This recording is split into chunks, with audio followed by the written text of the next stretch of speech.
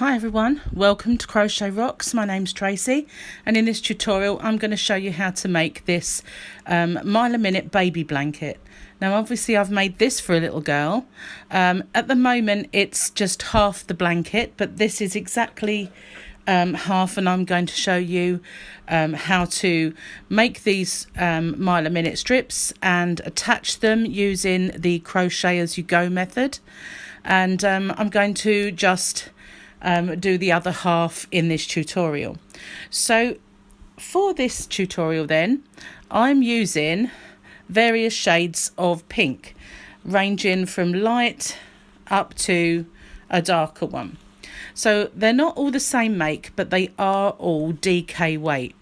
Every one of them is quite comparable in size. The only one that's not DK was the fluffy yarn. I used pink, but that I made 2 strips with the pink, and it was just enough to make 2. There was none left over at all. I played a little bit of yarn chicken and won with this. There was nothing left, so I don't have any more of that one, but this is what I used. It's called Peter Pan Precious Chunky, and it is classed as a chunky, but sorry about that.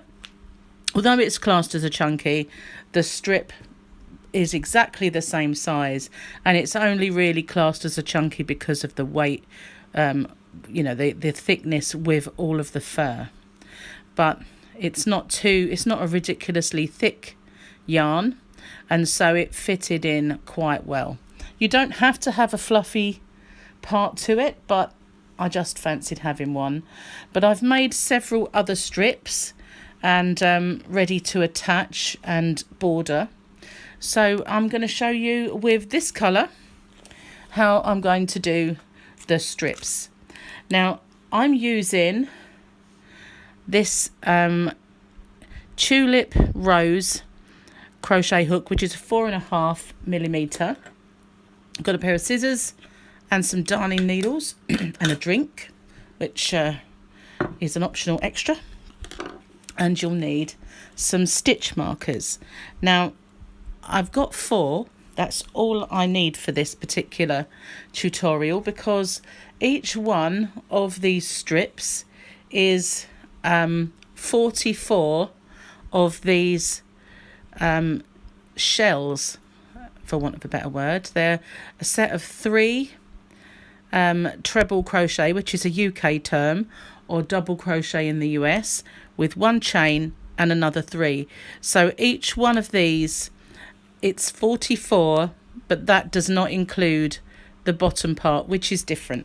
So I'm going to pause the video for a second. Oh yes, by the way, I've also put this robin paint box. I've got quite a lot of this left over, and I wanted a variegated yarn to pop in, and I tried several, but I didn't kind of like the way that the colours were spaced out. But this one's spaced lovely, so I just thought it would also inject a bit of brightness and colours. But there's lots and lots of pinks in this, so it worked just well. I'm not sure if you can get hold of Robin Paintbox anymore.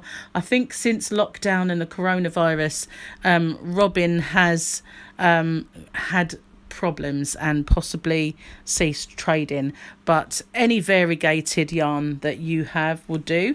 You don't have to have any variegated at all. You can have just solid colours. So if you haven't already, please don't forget to hit the subscribe button and the notification bell, and you'll be informed when there's new videos.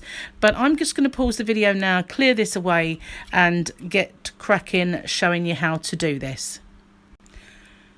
Right, so once you've got your chosen colours, now if you've wanted to, you could make this in another weight of yarn. You could make this in 4 weight. I've chosen 3 because I've got quite a lot of 3 weight yarn. But if you wanted to make it with 4 weight, you just need to adjust the crochet hook size that you're using. And if you keep to the same amount of segments, then you will just get a slightly larger blanket. So what we're going to do is start with a slip knot, and you can make that however you normally would. And once you have, we're going to chain 7. Now the middle chain I always do slightly tighter than the others, because otherwise it can make quite a large hole. I'll show you what I mean. So I'm going to yarn over and pull through once, yarn over, pull through twice, yarn over and pull through 3 times. So I have 3 chain. Now this one I'm going to do the same, but I'm going to make it a little smaller, and I'm holding on to it, and I'm going to do another 3. So now I have 7. Now in this one here I'm going to do a UK treble crochet, which in the US is a double crochet, and to do that I'm going to yarn over, I'm going to put my hook into that stitch, yarn over and pull up a loop.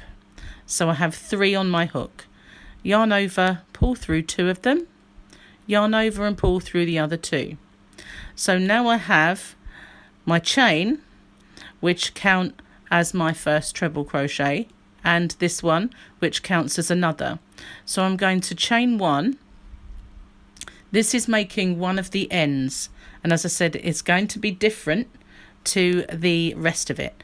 So now I'm going to yarn over, and I'm going to go back into that same stitch, and I'm going to do another 2 of those UK trebles or US doubles. And as you can see, working in this quite a bit does make that hole a little bit bigger, which is why I do that tighter in the first place. Now I'm going to chain 1, and I'm going to do another set of 2.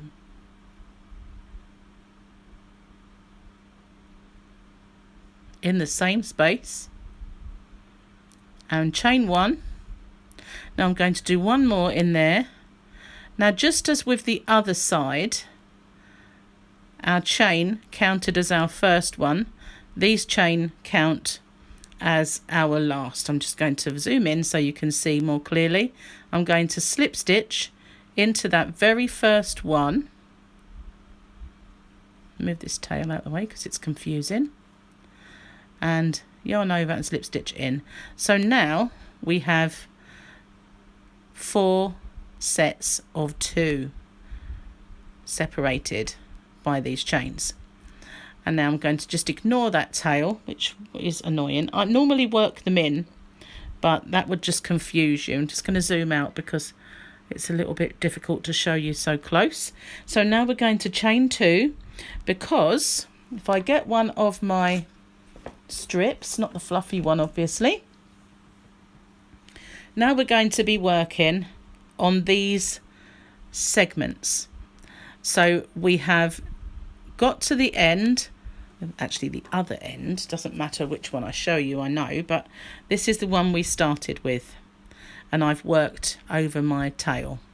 So this was my first one. So now I've done these 2 chain here, and I'm going to be working in the other side. So this is the ones we've just done.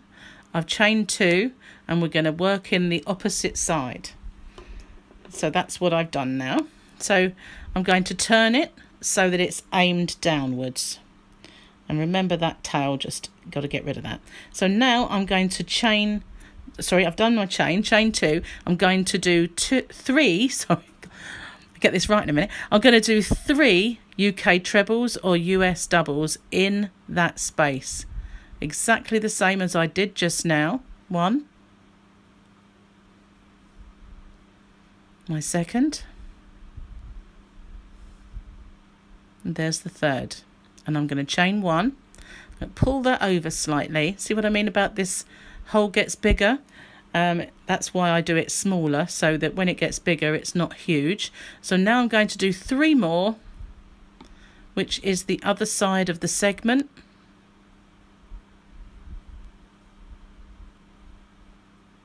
And now, just as we did 2 chain here to get up to that height, we need to do a treble into this very first stitch there, at the top of our chains, which counts as our stitch. So if I make that larger and show you exactly what we've got. So it doesn't look like a post at the moment, it just looks a little bit like a strange circle. But this is the bottom part. We've got 2 chain, which is our first post, and this treble here acts as our second post, and we've got our 3 chain 1 and our 3. Now we're going to repeat that until we've got 44 of these segments. So it's just the same as before. Chain 2, turn it. Now in this chain space between our segment, we're going to do exactly the same as we just did before, where we have 3, 1 chain and another 3. There's my chain, 3 more. If I go too fast, then just by all means pause it and catch up. But I feel whenever I show anyone, it's best to watch one first. So now here we are, this is our post, and this is our first of our trebles. So we're going to do another one in there, in that stitch, not in the chain. So we're continuing this post. So if you can imagine that these are like the tall stitches at the end, just making our posts either side, and then our segments in between. So now we've got to the end, we're going to chain 2 again, turn it round and work into this center one by doing exactly the same as before.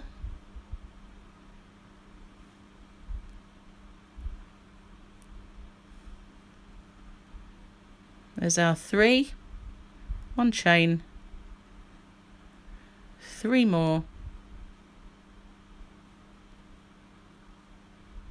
Anytime I'm ahead of you, just pause it and catch up with me. Just need to pull out a bit more yarn. So now here we are again at the end. There's our 2 chain. This is our last stitch, which would have been the first one on that round. So we're going to go in there and do 1 UK treble, US double, all on its own. And that is how we're going to carry on. You can either turn and do your chain, or chain and then turn. It makes no difference. As long as you're doing your stitches, you've got 3, the 1 chain, and that's where you're putting them.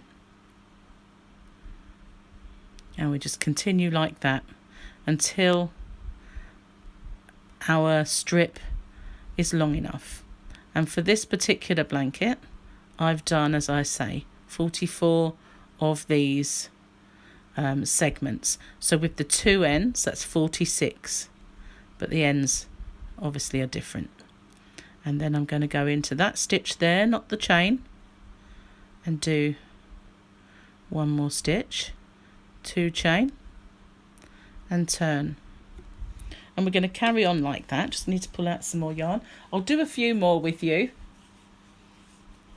and get you started. And now I'm going to go back in there and do my next segment.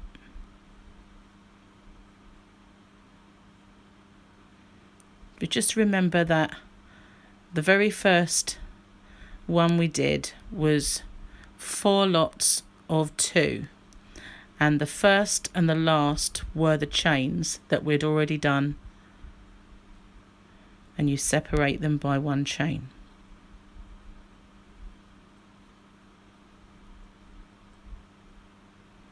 Just keep turning and going into that center.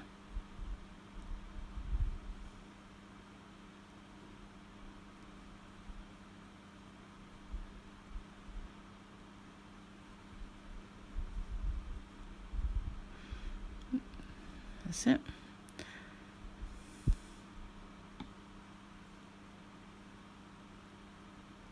Sorry if I'm going a little faster. There we are. And we just keep doing the same thing. It can be a little monotonous, but it's quite effective.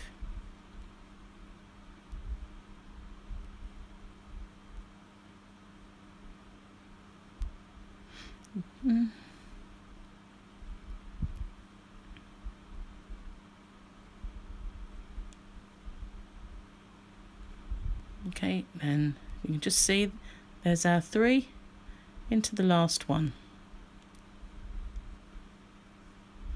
So what I've done in the past, because it's hard to count, what I'll do is I ignore, turn it out the right way, I ignore that bit, and then I will count 1, 2, 3, 4, 5, 6, 7, 8, 9, 10, and then I place in a stitch marker as I'm going. So once I've done 10, I put in a stitch marker, and then I'll do, from there I can count another 10 as I'm going, obviously. Place another stitch marker, do the same, so that when you come to look at it and you think, how many have I done? You haven't got to keep counting. You can say there's 10, 20, 30, 40, and then you know you need 4 more before you get to the end. So that's what the stitch markers are for, just to help you as you go along. When you've got 10, you can pop in a stitch marker.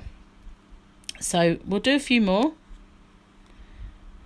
although I think you've seen by now how you carry on, just doing this all the way along.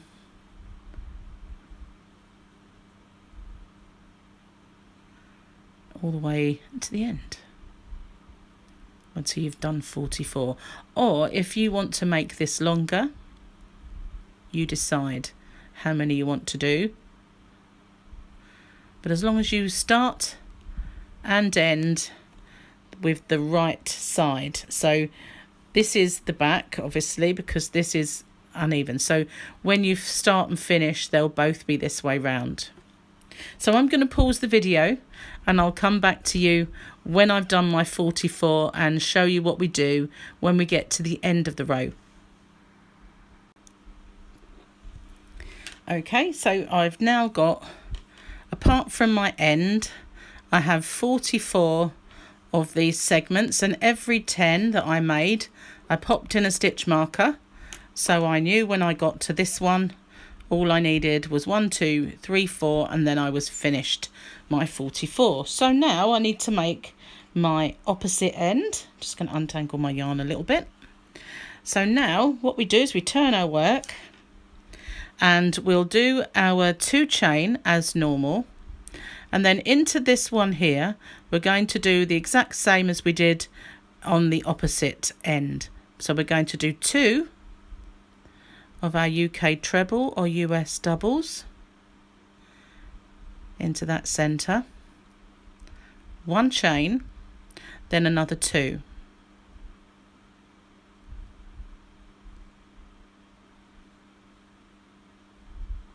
and then another chain, and then another 2, all into this center,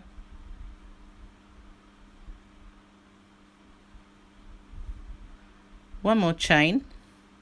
So we have 4 altogether, 4 lots of 2, so we need 2 more in there. And now we need to make this post the other side, just the same as we have been all the way along, by doing our last stitch into there. And now we've completed our strip. So all we have to do now is cut off a nice long tail and end off. And I usually end off by doing 1 chain, cinching it right down low and pulling it through. And it doesn't matter if it sticks out a little bit like this, because that will get completely covered up when we go around it. Okay, so now I'm going to show you how we go around. I'll just pick up my yarn. How we go around each segment. So the first one, we will go round the whole thing. So at this point you will make however many of these strips that you want. Now for me, on this blanket, I'm going to do exactly the same again. So I've got 1, 2, 3, 4, 5. So I will have another 5 strips, and I'm going to do 2 of each colour. So now we get our white yarn. Just going to pull that out. Okay, Just get enough of my white. And I'm going to take out these stitch markers because we don't need them now. That was just so that we got the right amount.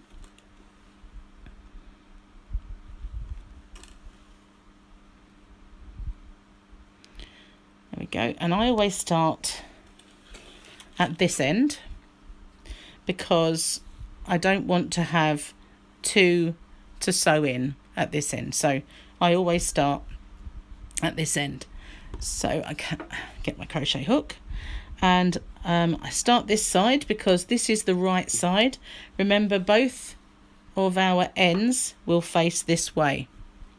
So what I'm going to do is I'm going to ignore all of this end. So there's the 4 lots of 2. There's 1, 2, 3, 4. So I'm going to start, actually it is the one where I ended off, never mind, doesn't matter. I'll sew both in, doesn't matter. So I need all of my stitches along this edge. Oh well, I've got 2. I've got 2 joins. That's strange. Never mind. It completely threw me. So I'm going to start here because there's my 2, my 2, my 2 and my 2. So this one after the post along this way, after my 4 lots of 2. I'm going to join my white into that post, into the space, not join it to the post. So I'm going to pull that through. Now with my, just ignore this tail, but with my working yarn and my tail, I'm just going to do 1 chain. Then I'm going to drop that and I'm going to do another chain. So now I'm going to do in each of these segments all the way along, all of these, now we're working into the sides of our segments, I'm going to do 3. So those 2 chains count as the first one, that's the second, and that'll be the third. Push them together because that one looked a little different. So I'm going to pop them down there out of the way because otherwise it will get confusing. So now you can see all of the spaces in between our segments, and that's where we're going to do our groups of 3. Move those out the way, so not in here but in this big space. So we're just going to do 3 in there,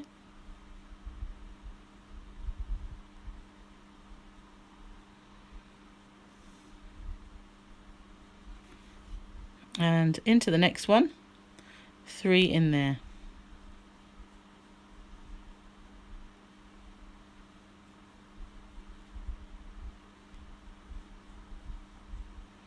And then into the next one.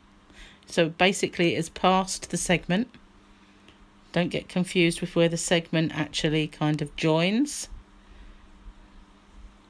We're just going to do 3 in each one of these all the way along, all the way to the end. But with this one we are going to go all the way around. So just make sure that, as I said, you're not going into this space here, which is part of the segment. You're only going into these large spaces and you're doing your sets of 3 just like this. So I'm going to pause it and I'm going to go all the way along, and I shall catch up with you once again when we get to the end. Right, now I realised that I could have done this in 2 parts. The actual strips in part 1 and the border to them and the join in part 2, and I didn't really want to do that. So what I'm going to do is I'm going to timestamp. So if you want to, you'll be watching this, but if you wanted to revisit it and see how to put this first one on and then how to put the joining ones on, the timestamps will be in the description box. So we've got to the end and we're back around the edge. So this one here, as you can see, is part of a segment, so we'll put our 3 in there as usual. I just wanted to show you the difference. So now we're at the edge. You can see there's our 2 and another 2 and another 2 and our last 2. So this is going to square this edge off. So we're going to put 3 into this space. Some miler minutes, I just need to pull out some yarn. Some miler minutes, they don't have a squared off edge, they have a circular or a pointed, but I wanted this one as a baby blanket with a border to have a squared edge. So now I'm going to chain 1 and do 3 more in that same space to form a corner.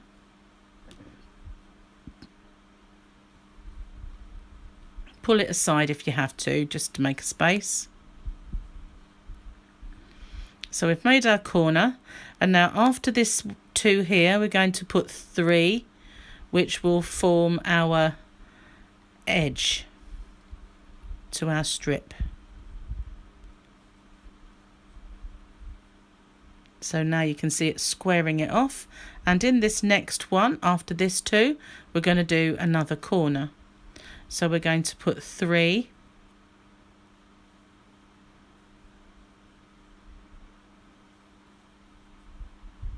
chain 1, and 3 more in the same space. Again, if you have to pull it along slightly, then that's fine.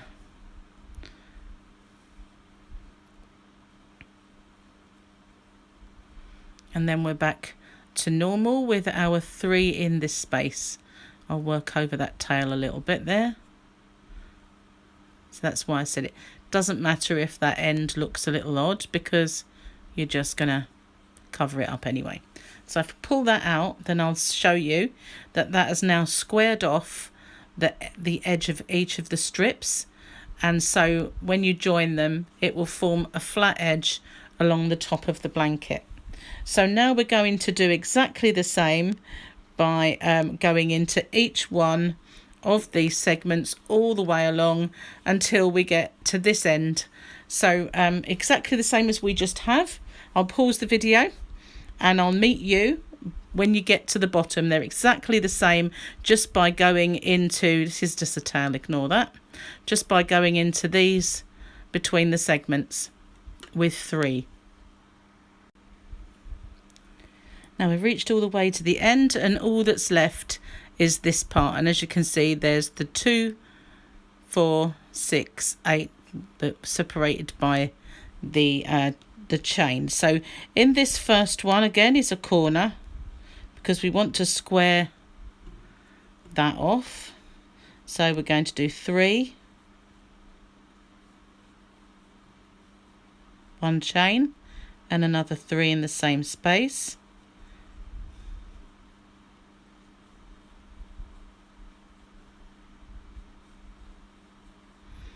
And then in the middle one, middle gap, we're just putting 3. Exactly the same as the other end.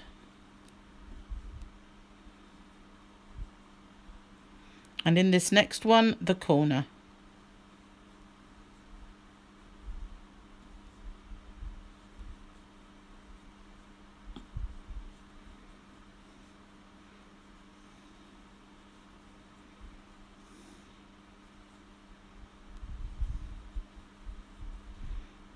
And then all we have to do is slip stitch into that first stitch to end off.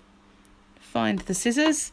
I always leave a nice long tail for sewing in, and then just going to do 1 chain, cinch it down and pull it through. So now we've got 2 squared off ends. So that's how we do the first one. So this is the right way around, and as you can see it's nice and square. So what I do is I will do half again, finish one halfway round, and then I will crochet them together. Now if you didn't want to do that, you could just make them all like this, but it is an awful lot of sewing together all the way along the edges. Plus it's a little bit vulnerable. I don't know if you've ever had a seam that you've sewed come undone on you, but it can be a little bit vulnerable. If you've crocheted it together, I don't think it's going anywhere. So I'm going to show you how to do that by using another another one of these. So again, we are going to start in exactly the same space. Just need to get my white. I'll use the other end, obviously, because I've got that join. So we're going to join it in exactly the same space.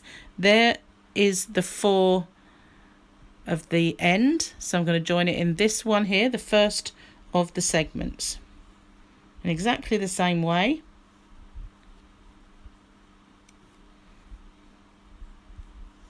Drop that one, do my chain, and then I'm going to do my first segment by doing another 2 stitches, and I'm going to go all the way to the end, exactly the same as I did before. So I'm going to pause the video because you've seen this part before. I'm going to do 3 in each of these spaces between the segments all the way to the end, and I'll catch up with you once I've done that. Okay, so I've made it to the end, just pulling out some yarn, and I've got one more segment to do before I get to my pairs. So there's one more group of 3 to do in that one there, and now I'm back to the corners, but it's slightly different this time. I'm going to do the first one as normal, so I'm going to just do this with 3 and 1 chain and 3. For any time I go ahead of you, just pause it and catch up. And then in this one here, which is the center one, I'm going to do my 3 just as normal. And now this is where it changes. This is my next corner. I'm going to do 3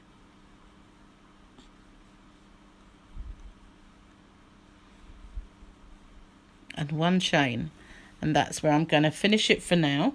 And I'm just going to lay that there like that. Make sure I've got enough yarn out, and I'm going to bring in my finished one, which is over here, and I'm making sure that it is right side up. Let's move the scissors out of the way.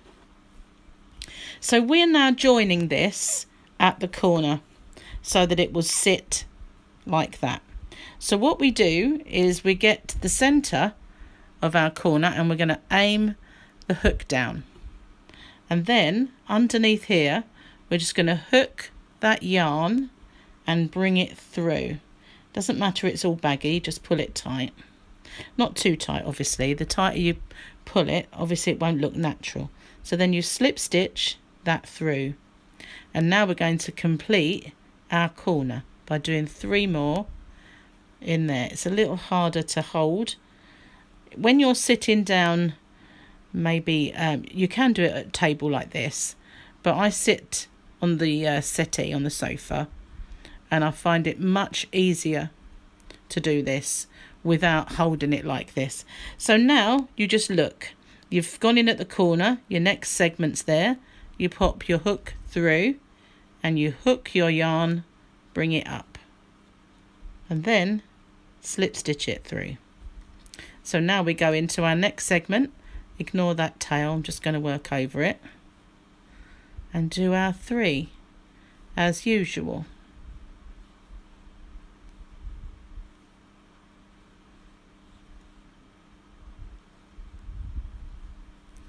And then you've joined this one, so your next one is here. You're going to aim your hook down, scoop your yarn back up without letting these be too baggy, and pulling through. And then I'm just going to drop that and just do my 3 into my next segment. I think I'm working over the tail there, doesn't matter, I can always pull it out and secure it properly.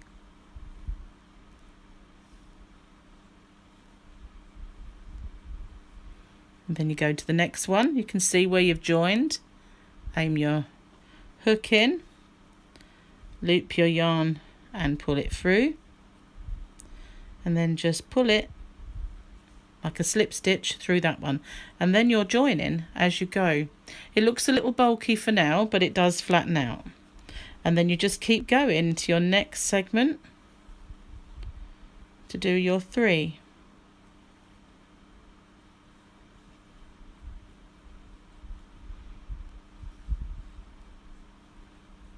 Then you look along just as you've been doing, pop your hook down, loop that yarn up, and then pull it through for a slip stitch. Obviously not too tight, otherwise it will pucker and then not lay naturally flat. Not too loose or it will make a yarn bump, which you don't want. So you just want the tension nice and natural as your tension has been all the way through. Pop it in, loop it up, slip stitch it through, and then straight into the next segment. So it's not difficult, it's just fiddly with working the two together. If it's not for you, then you can sew them, but sewing them, as I said, is very tedious and time consuming, and it is well worth learning this little extra skill. So it's ever so easy once you get going. It's just the natural way to do it, and you can join other things, not just this.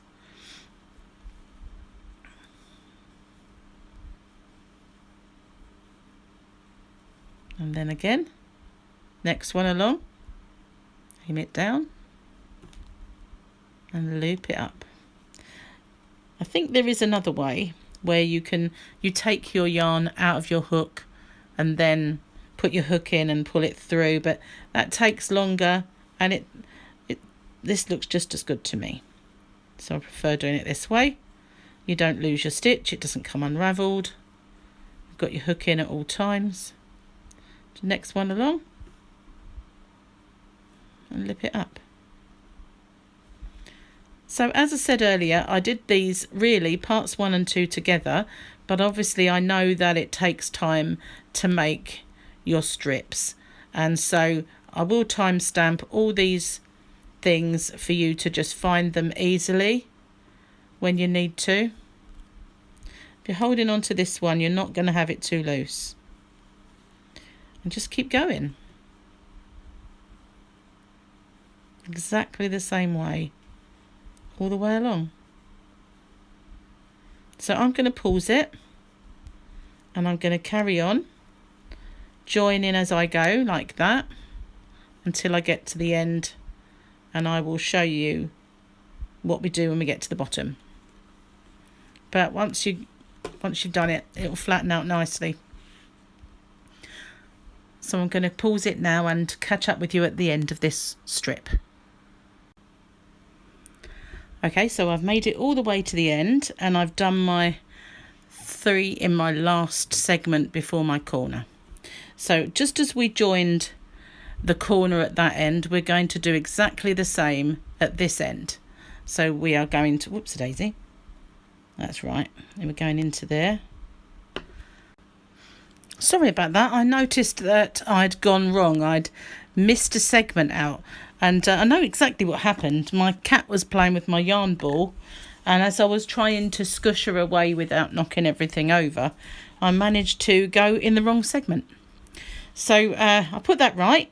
So now, as I said, we are back at the corner. So this here, this is our last segment, and we've got 2 and 4 and 6 and 8. So this is back where we should be.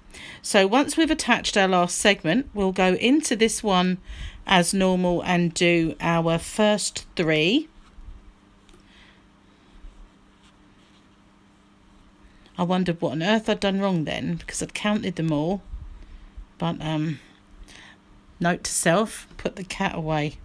So now where we go is into the center of our corner, and then loop our yarn up and pull it through and do our slip stitch, And now we finish off our corner by going in the same one and doing our 3. Sorry, I deviated from the path then. I moved it. So now we've done our corner. I'm going to show you that one more time, just in case I wasn't in the dead center, and I don't want anything to go wrong with that. So we've finished our last segments, and we'll do our 3 in our first part. So there's our doubles. There's 2 there, 2 there, 2 there, and 2 there. So we'll do 3. Why am I? It's tending to travel. Let's go back. There we are. So yeah, we're going to do, I'll do it one more time with you, just because that was a bit confusing. So that's where we left off. And these are our ends. We've got these 4 pairs. And so the first one is our first corner. So we'll do our first 3 in there. I made sure the cat isn't here. She's hiding under the bed now. And so we're going to put our hook dead center into the corner. There's our first 3, 1 chain, first 3. So we're just going to pop our hook in. Now it doesn't matter if you do your chain before or after your join. So I'm going to do it after. And then I'm going to put my 3 into the same spot to finish that corner off.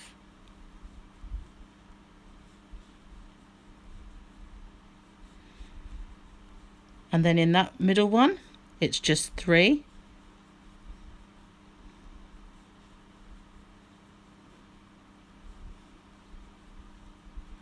And then this one is a full corner, just the same as before.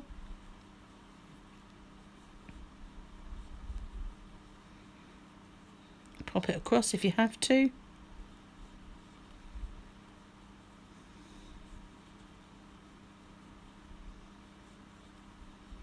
And then we just join it by slip stitching into that first stitch, which is the 2 chain, and then we'd end off.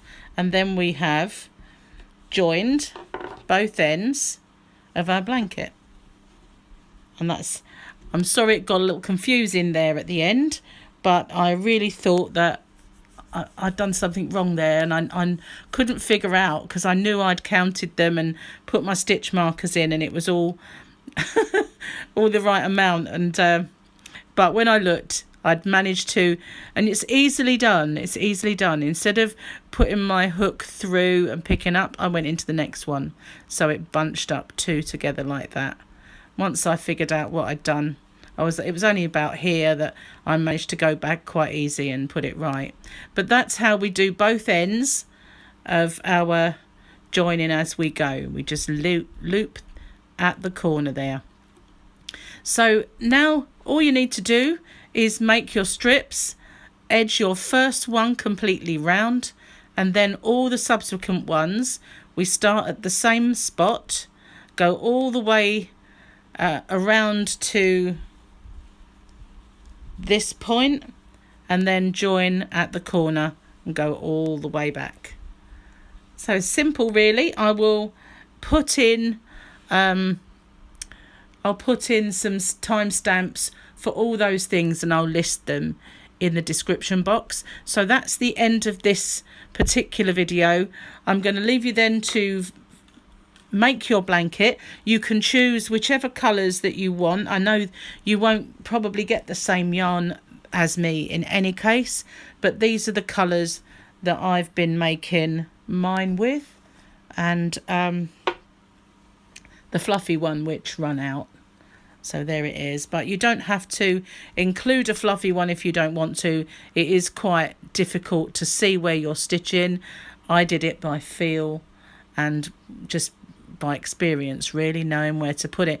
But obviously this kind of yarn is extremely extremely forgiving if you make a mistake.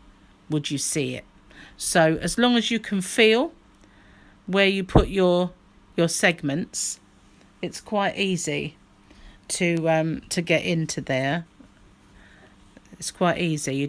You can feel them and pop them in, and it's but I liked to put a fluffy one in. You don't have to, but as I said, the one I used was I can't find the yarn band now. I had it here just now. It's gone. Must have fallen on the floor or something. But it was this. I think I might be a little zoomed. There we are. It was just a pink version of this one. But you can use any yarns, any weight of yarn. Just adjust your hook accordingly. And whatever colours you want to use. You can use all solid colours. You can use more variegated. You can use solid colours on your strip and variegated around the outside, or variegated with solid around the outside.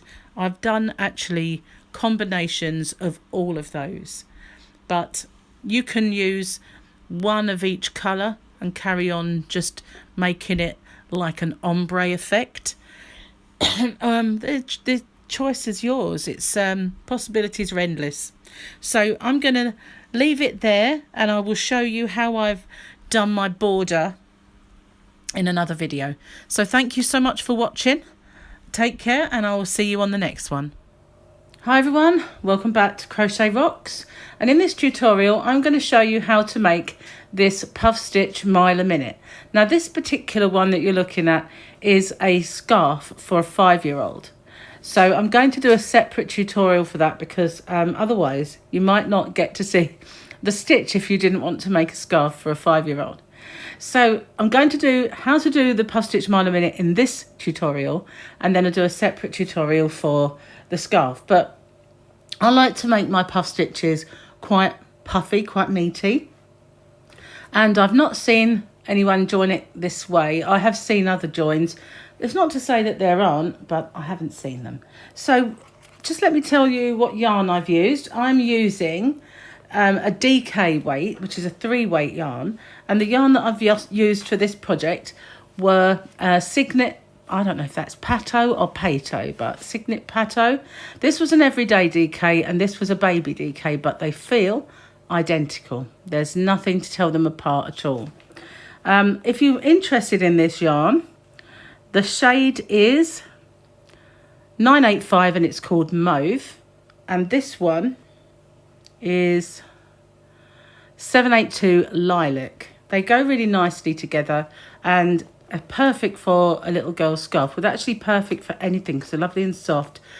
You could use them for a baby, you could use them for adults, you could use them for anything you want, because they are really, really nice yarns. So I'm using a 5mm crochet hook, a Dardy needle and the usual pair of scissors. So I'm going to clear all this bits and pieces away and come back and show you how to do this. But in the meantime, if you haven't already, don't forget to hit the subscribe button and the notification bell, and you'll be informed when the new videos pop up. So just bear with me for a second while I get this all cleared away. Okay, so the first thing we're going to do is make a slip knot, and you can do that however you normally would make your slip knots. I usually do mine like that. So we need to make a total of 8 chain, and we need to make it quite loosely. So that not really baggy, but just not tight. So that's nice and simple. Okay. So on all my other mile a minutes, you'll notice that if you've watched them, I use 7 chain, but this one I'm going to use 8 for a reason. But we need to count back from this end, from the tail end. 1, 2, 3. We're going to go into the 4th one, and we're going to yarn over, go into that chain, yarn over and pull up a loop, but we're going to elongate it. We're going to yarn over, go back in and pull up a loop again and elongate it. The first one's always the hardest to do that with, because you're pulling against a chain, but we're going to do that a total of 5 times. And I know that's quite a lot, but I like to make mine quite puffy. So that's 2, 3, 4, see it gets a little tighter, 5. Now that gives us a fair amount of loops on our hook. We've got 1, 2, 3, 4, 5, 6, 7, 8, 9, 10, 11. That's a lot of hooks, loops, not hooks. We've only got the one hook. A lot of loops. And we're going to yarn over, and we're going to pull through all of those, and we're going to make 2 chain. And then we're just going to go in that same space again and do exactly the same thing all over again. 1, 2, 3, 4, 5, and yarn over, pull through all of them, and this time 1 chain. And now in our very first chain next to our tail, we're going to do a UK treble crochet, which is a US double. So that's yarn over into that chain, yarn over and pull up a loop, yarn over, pull through 2, yarn over and pull through 2. So it looks a little like that right now.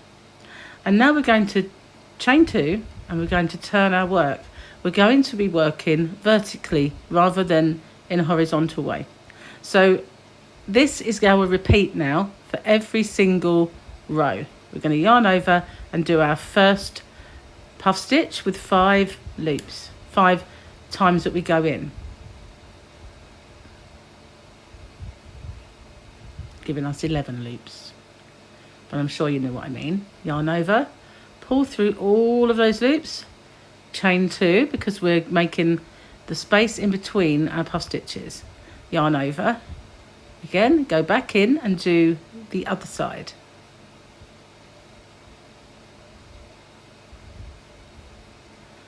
That's our 5th time, yarn over, pull through all of them, 1 chain. Now we need to go in to the chain that you can see right next to our puff stitch there.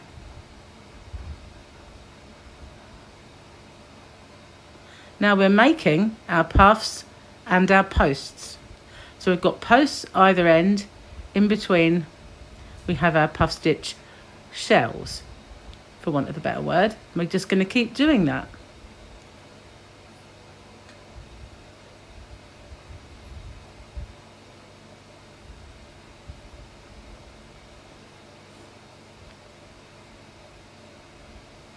And 2 chain between them, remember.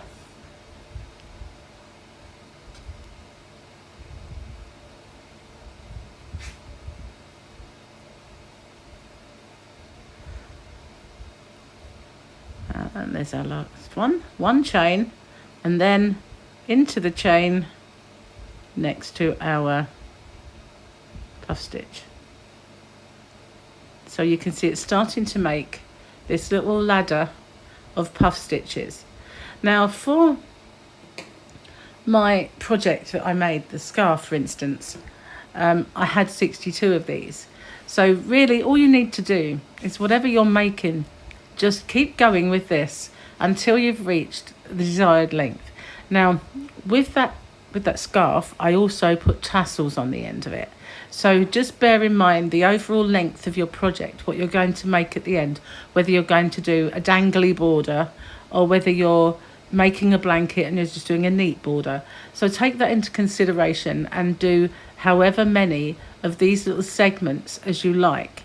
So just keep going with this. 2 chain, turn our work, and then our 2 puff stitches, going in 5 times, giving us 11 loops on the hook.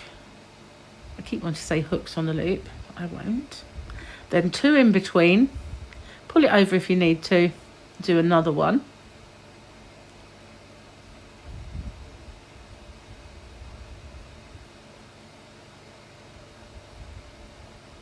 It's easy to get your hook through. If you pull them up high enough, you will get it in. And then our last stitch. And that's what it's looking like. And as it works on, it does pull out a little bit, but that's fine. So just keep going until you've reached your desired length. Now I'm going to do a few more. I'd say another 4, so it will give us 8. all together. And then I'm going to pause it, do those 4, and I'll come back to you and show you what we do next. Okay, so I have a small swatch. I'm not going to make a really long one. I've got 1, 2, 3, 4, 5, 6, 7, 8. You want an even number. That way the front is always the front. Not that this really looks much different from the back. So we're going to end off and we're going to yarn over and pull up a chain, cinch it right down and pull it out, and that ends off nicely. Now, should you want to, you can sew your ends in now, which might be easier when you're going on to the next stages. So what I want you to do for the purposes of this swatch, I'm just going to make another one that's identical. So if you're making your lengths longer, then I need you to make as many of those lengths as you need to complete your project before you go on to the next stage. But for this purposes of this tutorial, I'm just going to make another one of these exactly the same, with 8 segments. So I'm going to pause it while I do that, and from your point of view, you will need to make up however many lengths you need for your project. Okay, so here we are. I've got my 2 identical strips, and I'm going to bring in my next colour yarn. And so this is going to be where the corners are, and this will be the side. So I'm going to start here on this one next to the corner. And so I'm going to bring in my new colour, and look at that, as a hair. That just goes to show that, like everybody else, I crochet in a part of myself to just about everything, even though my hair's in a ponytail. It's a special skill. Now, normally I don't join my yarn like this, but I'm going to this time because, well, I feel like it for a start, and it just ties it in nicely, and I don't really want my join to be too bulky. So I'm going to insert my hook and bring that yarn through, and I'm just going to make 1 chain only, because I don't really want a post getting in the way, and this works up quite nicely anyway. So I'm going to do a puff stitch, just 1 in this space. So I'm going to do my 5. So it's 1, 2, 3, 4, 5, and I'm going to pull through all, and I'm going to do 1 chain, and then I'm going to go straight into the next one, which is here, and do that again. Now you can work over your tail if you want to. You can, if you prefer to sew them in like I just did, but I'm going to work over this one and see if it works out okay. If not, you can easily pull it out.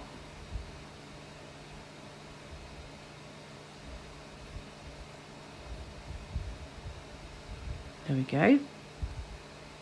1 chain, and do another one in the next space. It's in these posts that you've made at the end that you're doing that. Nice and easy. Nothing we haven't already done, but we're just putting 1 in instead of our doubles, and 1 chain in the middle, and that's how it's looking.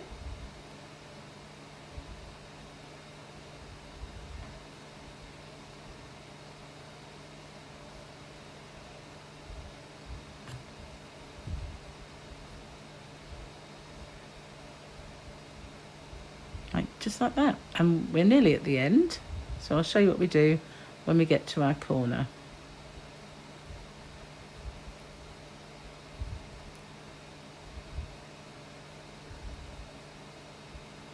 We're almost there. This is our last single.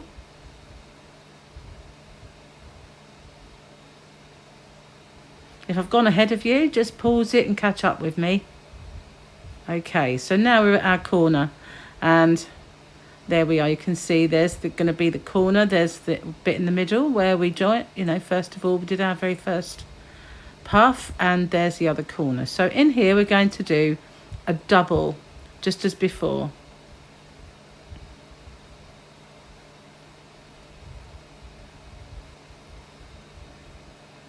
I need to pull some yarn out. I'll do that in a sec. Well, perhaps I'll do it now. It's getting a bit tight. Just bear with me a second. If you need a stash busting project, then this is the one. It's not a yarn eater as such, but it will go through your stash quite nicely.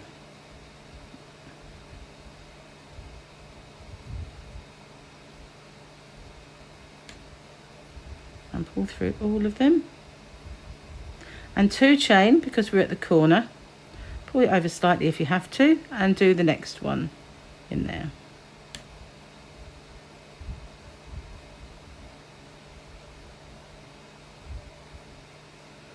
And after this one, we're just going to do the 1 chain, and then in the center of our segment there, we're going to do 1.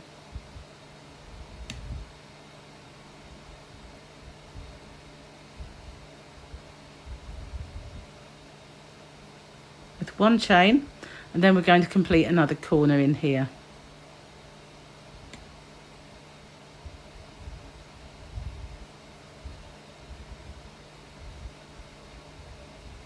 Two chain at our corner, and then another one. I have pulled out enough yarn, I think.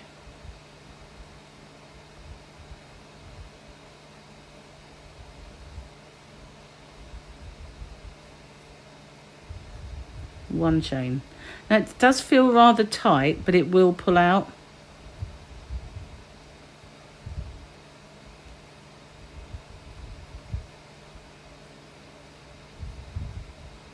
If you're a very tight crocheter and it doesn't pull out, you can always put an extra chain in the corner, but they will pull out.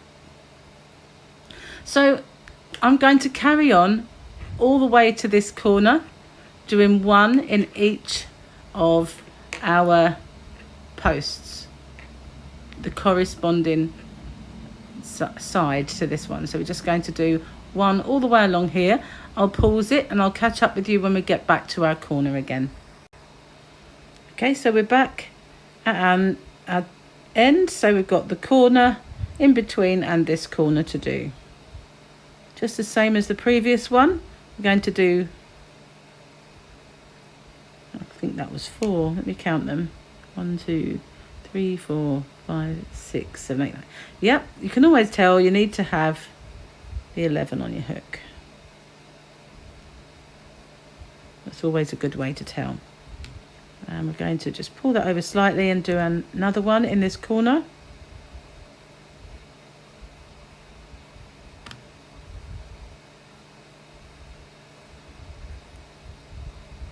And then 1 in that part between our 2.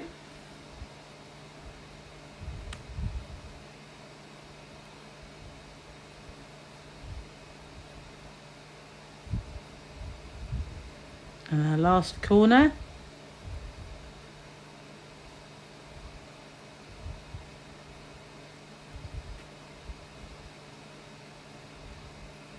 Two chain between.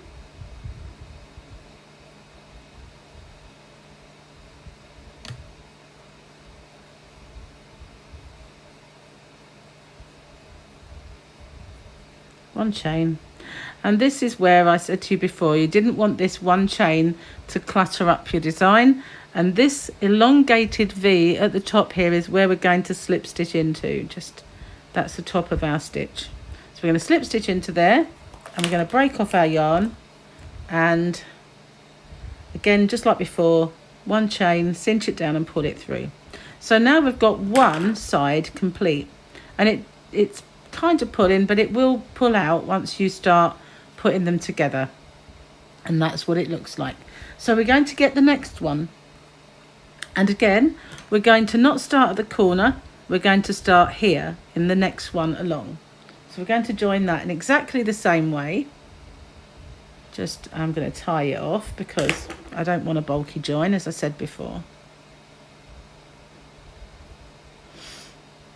and pull out my hook in and pull up a loop, 1 chain, and then I'm just going to do my puff stitches all the way along this edge.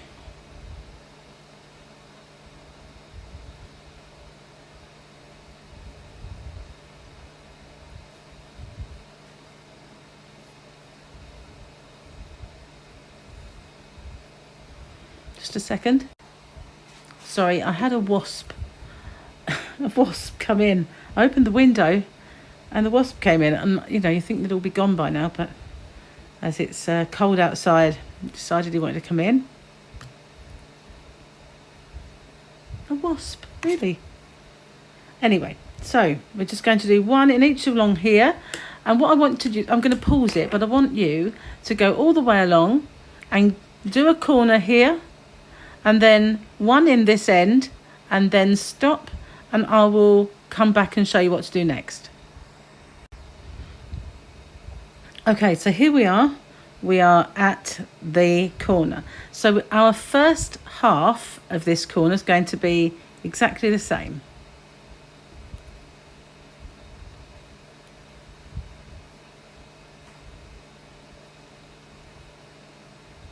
Okay, and we're going to chain 2. Now we're going to grab the completed one, and we're going to look a bit, we want it to be the same way up, which I believe we are.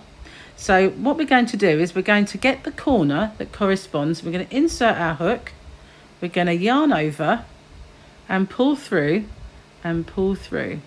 So we've joined it. Actually, I've done that slightly wrong. I'm going to do one chain. I'm slightly wrong there, I do apologise, but go back. So it's one chain between our corner. We're going to insert our hook, yarn over, pull up and complete that with a slip stitch. We're going to do one more chain, and we're going to do the other half of our corner exactly as before.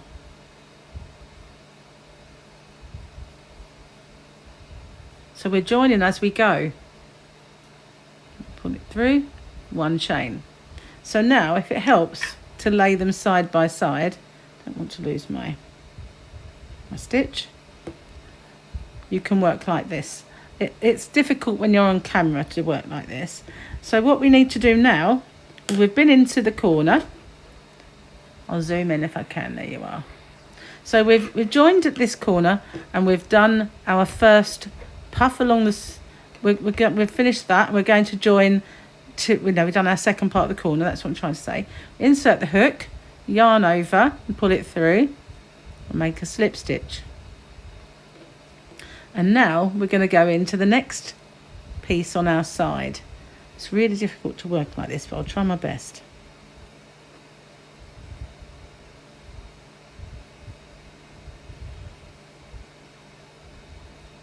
Oh, I'm very zoomed, aren't I? We're not going off camera. Pull it through, just as before. It's really hard because I'm not holding it right. And do our chain. Go back and look for our next one. We've joined here already. We're going to go through into there, pull up our yarn, join it with a slip stitch, and then go into our next segment. So that's what we're doing. We're going all the way along. We're making our, we can hold it like this if we want to. We're going into the next one and making our puff stitch.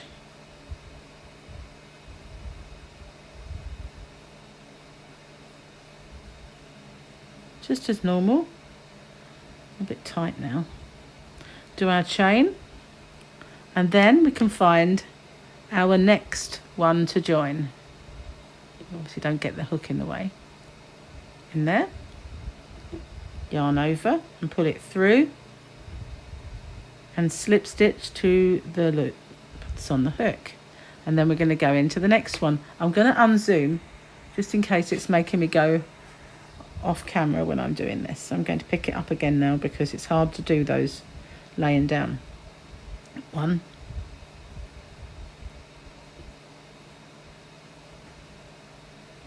5. Okay, pull them through. If it helps to just lay it flat to see where you've got to go into next. When you're holding it yourself, it's quite easy to see. We're going to put our hook in, yarn over, pull it through, complete the slip stitch, and do our next one. Hold it if you want to hold it up.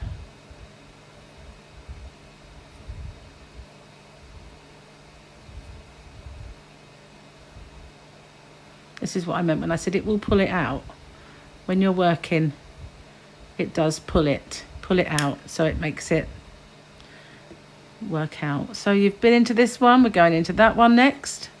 Going to yarn over, pull it through, complete our slip stitch, and then with this one go into our next one.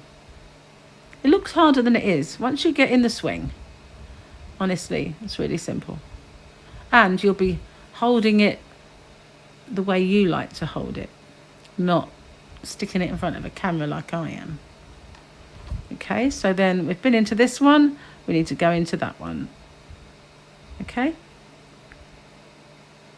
complete the slip stitch, and we're more or less at the end.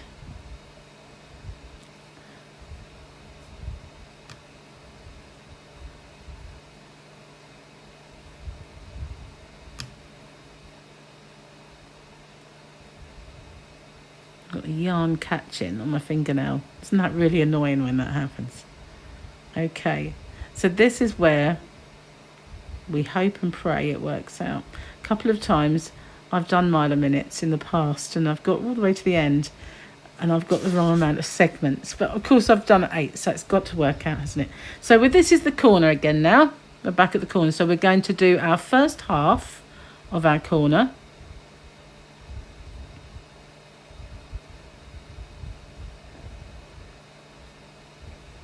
I'm going to pull through and we're going to do 1 chain, which is where I went wrong before. Now this is our corner. We're going to insert the hook, pull up the loop and complete the slip stitch, do a chain, and we're going to finish our corner.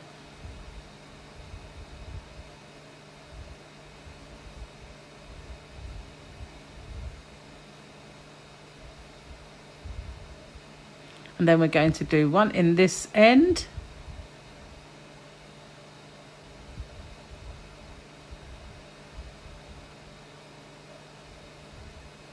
And we're going to do our corner.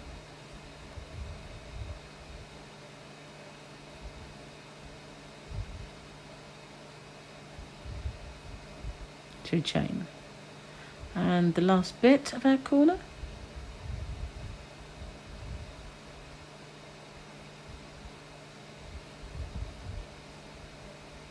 One chain, and then we're looking for the elongated V that you can see there. I'm going to slip stitch into that elongated V, and we're going to cut our yarn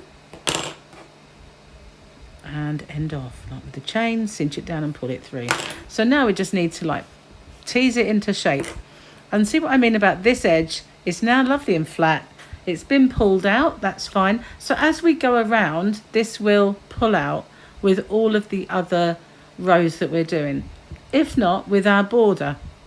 So that's how we do the puff stitch mile a minute. I hope you like that. It's pretty cool, isn't it? I like it a lot. I think I'm going to be making quite a few things with that. So this is as wide really as I made my swatch, well my scarf should I say, that I've shown you. So I really don't have anything else that's made to show you. But that's how I've done it. You can make as many of these strips as you need, so it becomes as wide as you need and as long as you need. So I hope you've enjoyed that. You can also substitute it for 4 weight yarn, 5 weight yarn, anything you want, as long as you use the corresponding crochet hook size. And I always recommend going up a size hook. So I would normally use a 4.5 with my DK weight yarn, my 3 weight, but I've used a 5 because I wanted those puff stitches to be nice and chunky. So if you're using your usual weight yarn and your usual hook, I just go up a hook size and you'll get better results. So thank you for watching.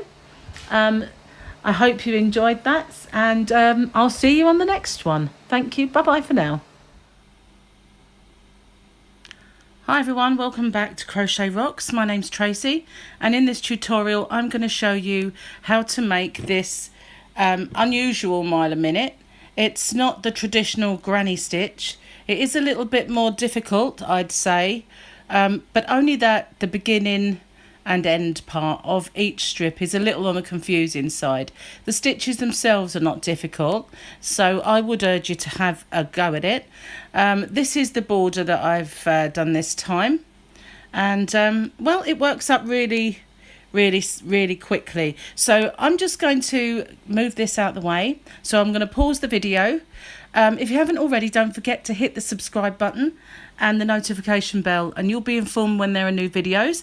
I'm just going to pause it, clear this out the way, and I'll be back with you. Okay, so for the blanket that I just showed you, this pink one here, this pink and white one, I used Feels Like Butter, which is a 4 weight and incredibly soft. I used this colour, which is obviously white, and then I used a pink colour, which I'm not sure if this is the yarn band for. No, this is a white yarn band. I have none left, unfortunately, and I don't know what yarn band where that went. So it's just, I used a pink and a white, just 2 colours. You can make it multicoloured, or you can use variegated. I did also make a swatch, I just moved that out the way, with a DK 3 weight to show you. And for the swatch, I will, when we get to the border, I will put the border on this particular blanket, this swatch, so that 'cause it's nice and made already, and so I haven't got to make a whole blanket to show you the border. But this was made with a DK weight yarn, just any DK, as long as they're kind of matching in the size. But if you wanted to, you could do this part in a variegated and this part solid. You could make them all different colours, or you could do them where this part is the variegated. I've seen all of those on the traditional mile a minute, and they all look really effective. So I'm going to put this one as well to one side for now. To make it with a 3 weight, all you need to do is drop the hook size to around 4 to 4.5, depending on the actual yarn you're using, and do a few more segments as you go along. Now I will explain that a little bit more as we get to that point, but for this tutorial you're going to need some stitch markers. They're quite essential, pair of scissors and darning needle, and a 5mm crochet hook. And for this tutorial I'm going to just use another 4 weight yarn, which is in the UK called Aran, and this is a paint box Simply Aran. I do have some white somewhere, but I couldn't find it, so I'm going to use this Stylecraft Special Aran. They are virtually the same in their thickness, so because sometimes even though you'll buy a 3 weight or a 4 weight, they will quite often not be the same. So I'm going to use those, and I'm just going to clear all these bits and pieces out the way so that we've got a clear deck, and I will get started. Okay, so I've made a little pile of my stitch markers so that I don't have the big box on the table, and I'm going to start with this really beautiful colour. If you wanted to know what this one is, just finding it on the yarn band. As I said, it is Paint Box Simply Aran, and the number is 242. It is a really beautiful colour. Just pop that over there. Find the end. And just pull some yarn out while I'm off the camera smidgen. So, okay. Now this, as I said before, the start and the end can be a little bit confusing, and so I'm going to show you how I overcome that little bit of confusion for the start and end. So you just make a slip knot. You do that any way that you normally would, and we're going to chain 7. So that's yarn over and pull through, and we're going to do that 7 times.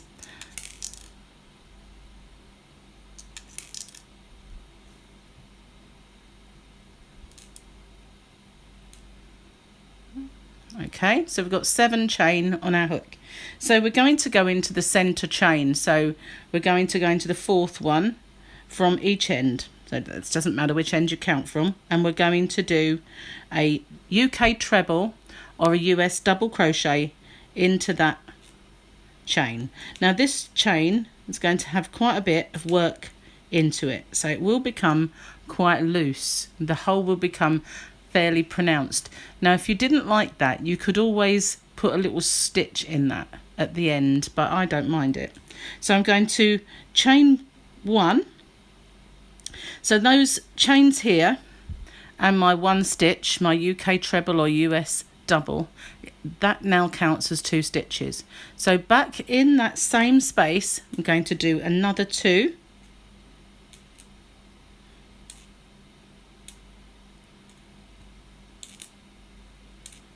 And then chain 1. Okay, so we've got 2 lots of 2. Now we're going to do 2 more.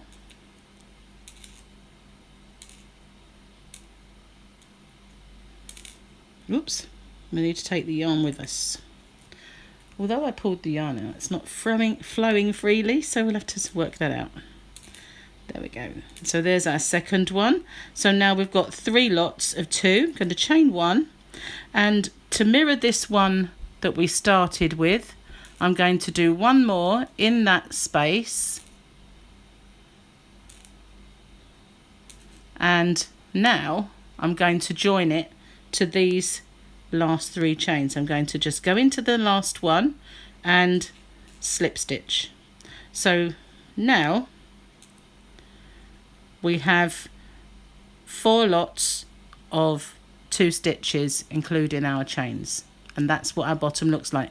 As you can see, this has got quite big, and like I said, if you didn't like it, at the end when you're just getting rid of your ends, you could just go through there and pull it a little tighter if you didn't want that to look like that, but I don't really mind it. So I'm just going to let that that tail just drop for now. I usually work mine in, but I don't want to get anyone confused. So I'm going to chain 2. We're now making the sides. So this is now the bottom of our work, and we're going to work from this way from now on. So in this space here, which obviously has already become quite large, we are going to do a UK treble or US double crochet, 1 chain and another one. So we've made a V stitch. This is where it gets a little confusing with what you're looking at. Now we're going to do another V stitch. We're not going to do anything in between. We're just going to do 1 UK treble, 1 chain and another. So we've got 2 V stitches in that center, and now we're going to join our work to this chain here at the end by doing 1 more UK treble or US double crochet. So now this is why it looks confusing, because it looks round although it's not, and we've got two V stitches and 2 ends. So what I do is I put a stitch marker in there and into the where we've just done our stitch, and now you know that that is your end stitch. And when I get to the other end, I'm going to do exactly the same thing. So we now chain 2 and we turn, and we're going this way round. So we're going back into our 2 V's. These are the 2 V stitches we've just made. So we're going to go in there and make a V stitch. So that's 1 UK treble, 1 chain, 1 UK treble. Obviously that's a double in the US, and we're going to go straight in to the next one and do another. And now we're going to go into our top chain here, and we're going to do another stitch, another UK treble or US double. And that is how we're going to go on all the way along. Turn our work, 2 chain. Somebody asked me if it matters if you do the 2 chain before you turn, or if you turn your work and do them, if that matters at all. It really doesn't, but I find if I'll show you what I mean. Some people, like I did just now, do their 2 chain. They actually don't lose it though, they actually do the chain. and then they turn their work and it twists a little bit. So I like to, if I've finished my work here and I turn, then I usually turn my hook so it's facing the right way, and then I just do 2 chain and I get no twist.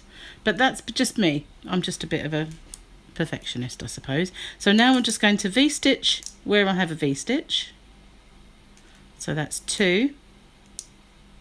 So this now becomes quite simple until you get to the end. So normally speaking, when we do mile a minute, it's sets of 3, but I'm doing it with V-stitches. Just like that. And now we keep going, just turning our work and doing our 2 V's and our 2 posts either end, 2 chain, 1 UK treble or 1 US double crochet, making our ends. So we're going to carry on like that until we have, not including these 2 ends, obviously we haven't done the other end yet, but we will have 62. So what I recommend is every time you've done 10, just to pop in a stitch marker. So we'll go ahead and we'll do some more, just to make sure everyone knows what they're doing. We're V-stitching in our V-stitches. It's really warm in here today.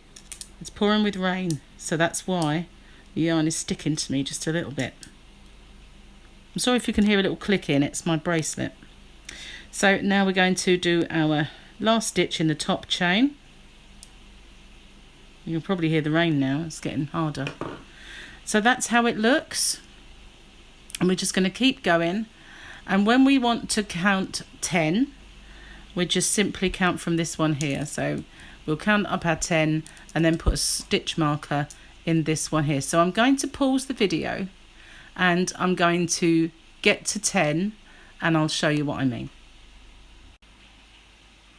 Okay, so now I've done a fair few. So this one's in the first one, and we count 1, 2, 3, 4, 5, 6, 7, 8, 9, 10. So I've done 11. So I'm going to put a stitch marker in there. So I'm only doing that because I'm going to do 62 of them, and rather than keep counting them all the time, you can just go 10, 20, 30. So you can actually keep tabs on however many you've done. So now all you need to do is keep going until you have 62, or that's if you want to make a blanket my size. I'll just get a tape measure and I will measure mine, and I'll show you how many mine will measure up to, but you can make it longer or shorter according. So I'll just get a tape, because I didn't actually measure it until I thought of it just now, and see how much mine measures. Okay, so I used my measure tape, and mine's 46 inches by 30 because I wanted it to be a fairly large blanket, but you can adjust that. So the longer you want it, you just make a few more. You can actually judge it just by looking at the length of your strip and then add in a good, say, couple of inches maybe on top of that either side will give you a rough estimate. So you don't have to do the 62 and make it identical to mine. You can make it smaller to go into a car for a car seat, or you can make it much larger and have it for a king size bed. It's up to you what you want to do. So, and likewise with the DK one, obviously that will come up an awful lot smaller in terms of the V's. So you might need, whereas you've got 62, you may need 82 when you're doing, and or maybe a few more or less depending on what you want to make. It's just a case of judging it with your eye. But I will show you how to do our mile a minute strips, and then how to do the edging around them, and then how to join them. But really, it's your blanket, you can make it however you want. So I'm going to carry on doing my my mile a minute segments, and just until I've got the length. So I'm not going to make mine 62 long to show you on this tutorial, because I'm not going to make another blanket, but I just want to show you how to do it. But you can assume that it will be 62 long. I'll just show you with a swatch. It'd be different if I wanted to make another blanket. I've already done one, so we just keep turning and carrying on, making our sides and our V's. It does grow very, very quickly. Hence the name, mile a minute. I'm having trouble keeping my yarn at bay today. I don't know if you've noticed. It's trying to go underneath me. I pulled my stitches out. Okay, so I'm going to pause it and I'll come back to you when I've got a decent enough size to show you the next step, but you will have 62. Okay, so I've made a swatch. Don't forget, yours will be 62, not including the two ends. Now, this is how we're going to do our last end. So I put a stitch marker in the very last post, both sides, because this is the confusing end, and you will thank yourself for doing this. Okay, so I'll put my hook back in my yarn, rather, not my yarn back in my hook. And now we're going to make the end. Now this is slightly different to the last end because we do not have a centre stitch. We have this centre gap, but our centre stitches are these two from our two posts of our V's. So I'm going to do my first stitch in there. So I'm just going to, no chain, just go straight in with a UK treble or a US double. Whoops, nearly went all the way through. And then I'm going to chain one. So that, I know it's a bit of a gap there, but it does close up. But that line along here and this stitch will signify our two stitches. I'm sorry, I'm just about to get a parcel, so I just need to pause it for 1 second. I'm sorry about that. I just had my camera just malfunctioned on me, so I'm hoping that everything's there, and I'm hoping that that did actually pause. If not, I'm going to have to try and edit it out, which will be a test of my skills. So because I got interrupted, I'll show you that again. I don't want anything to make it complicated. Okay, so back to where we were. These two are our center stitch instead of that one big stitch. So in that one, which is the top of, there's our first V, so it's the top of this, you can see there are two dead center. I'm going to go into that stitch and I'm going to do a UK treble or a US double crochet in that stitch and then do one chain. So this along here and this one we've just made will be our two. So I'm going to, in that same stitch, I'm going to go in and do my two. And then one chain. But my next two I'm going to do in this one here, because it make it nice and center then.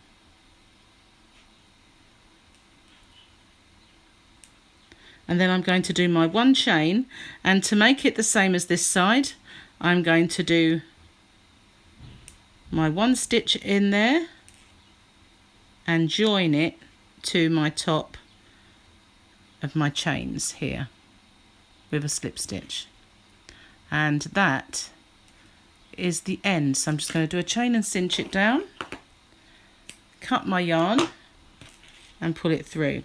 So this end has the same stitches but just slightly different here.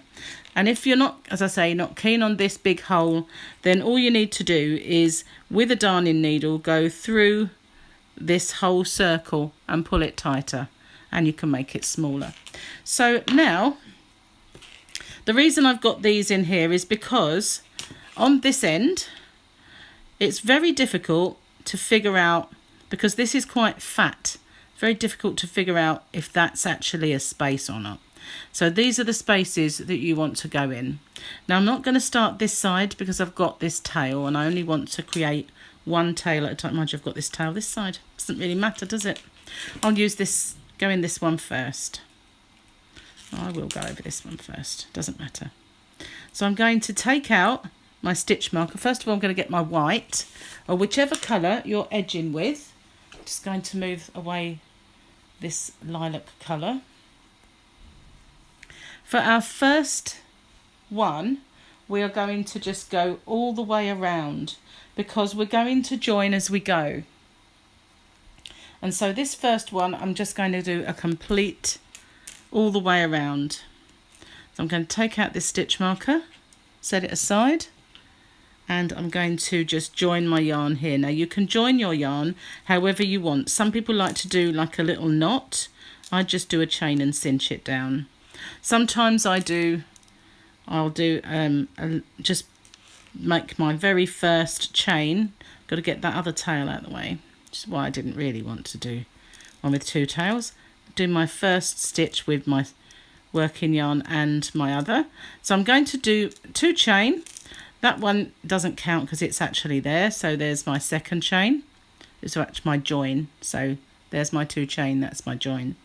And now I'm going to just do another stitch, a UK treble or a US double crochet alongside it. No chain. And I'm just going to drop that tail out the way. As I say, I would normally work them in, but it'll get confusing. So now we're going to go in each of our side segments and we're going to just do two UK trebles or US double crochets. So basically these will become along the side a modern V-stitch.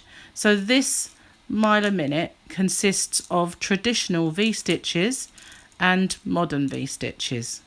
So the traditional V-stitch has a chain between and the modern V-stitch doesn't, because we go in between it, and by going in between it we create a space and it makes it slightly less open, but nevertheless very nice. I like it.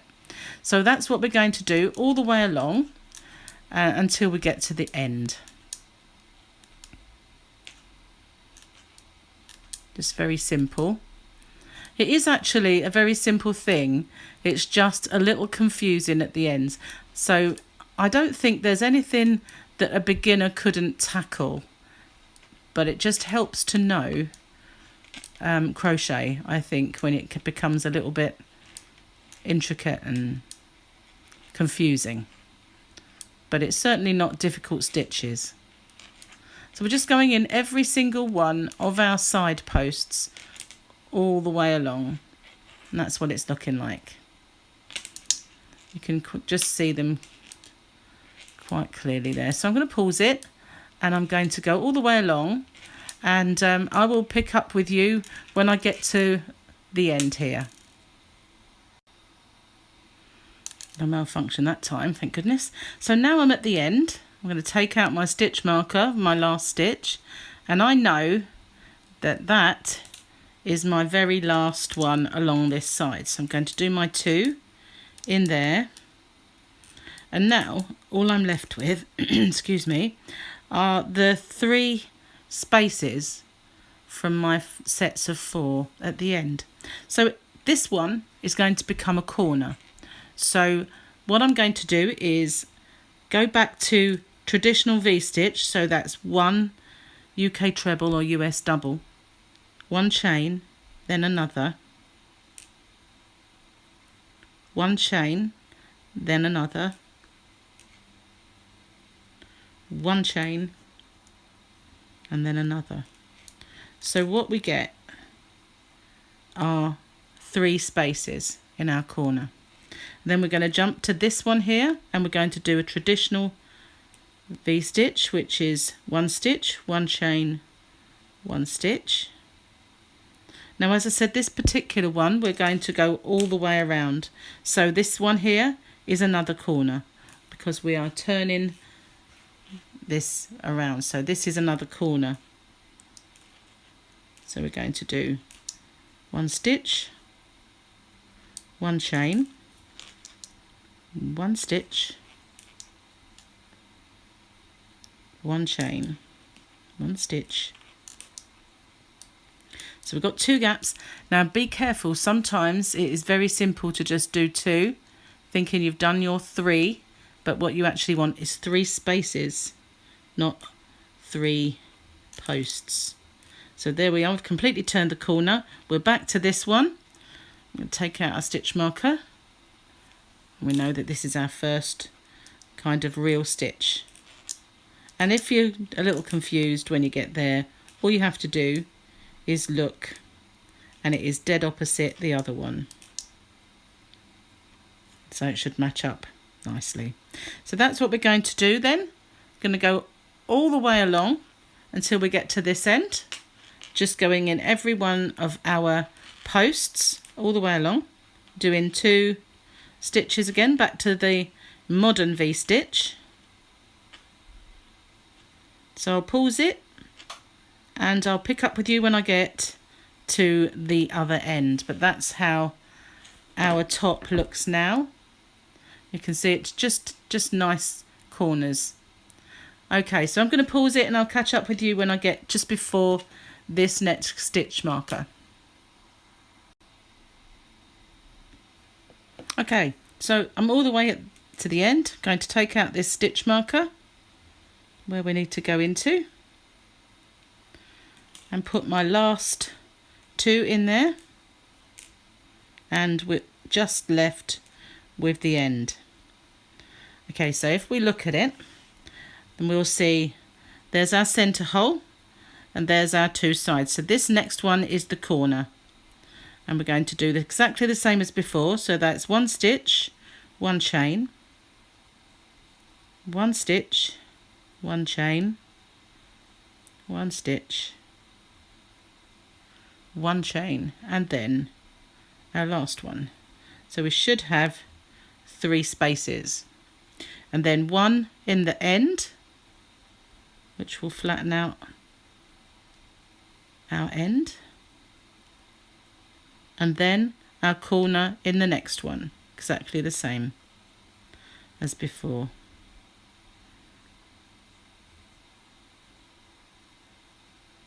So that's my second space, and there's the third. So now all we have to do is remove that out the back. If you wanted to sew those in as you go, then by all means do, but I recently had a bit of a problem where I had to undo something and I'd sewn my ends in and couldn't really find them.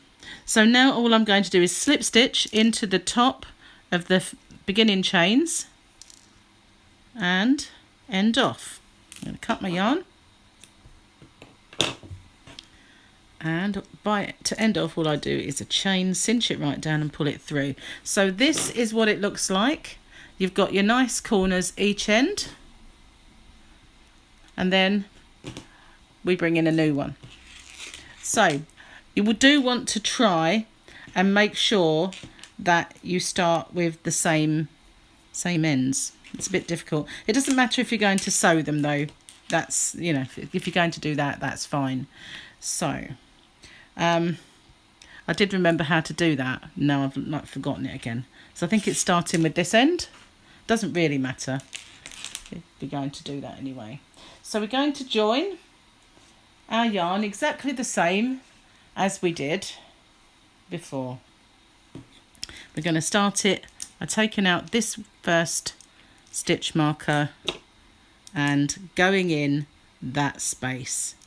So and this is our corner and this is our end. So we're going to go in here and just join our yarn. I'll do it the same way.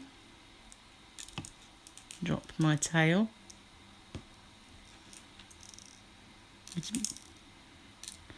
There we go, and we're going to do one more in there like that and go all the way along again, doing 2 in each of our posts.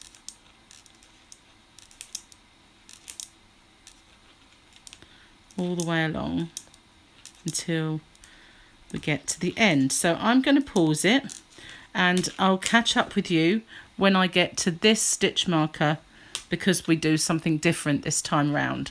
So I'll just pause it and I'll meet you when we get there. Okay, so we're at the end. Just pull out some yarn.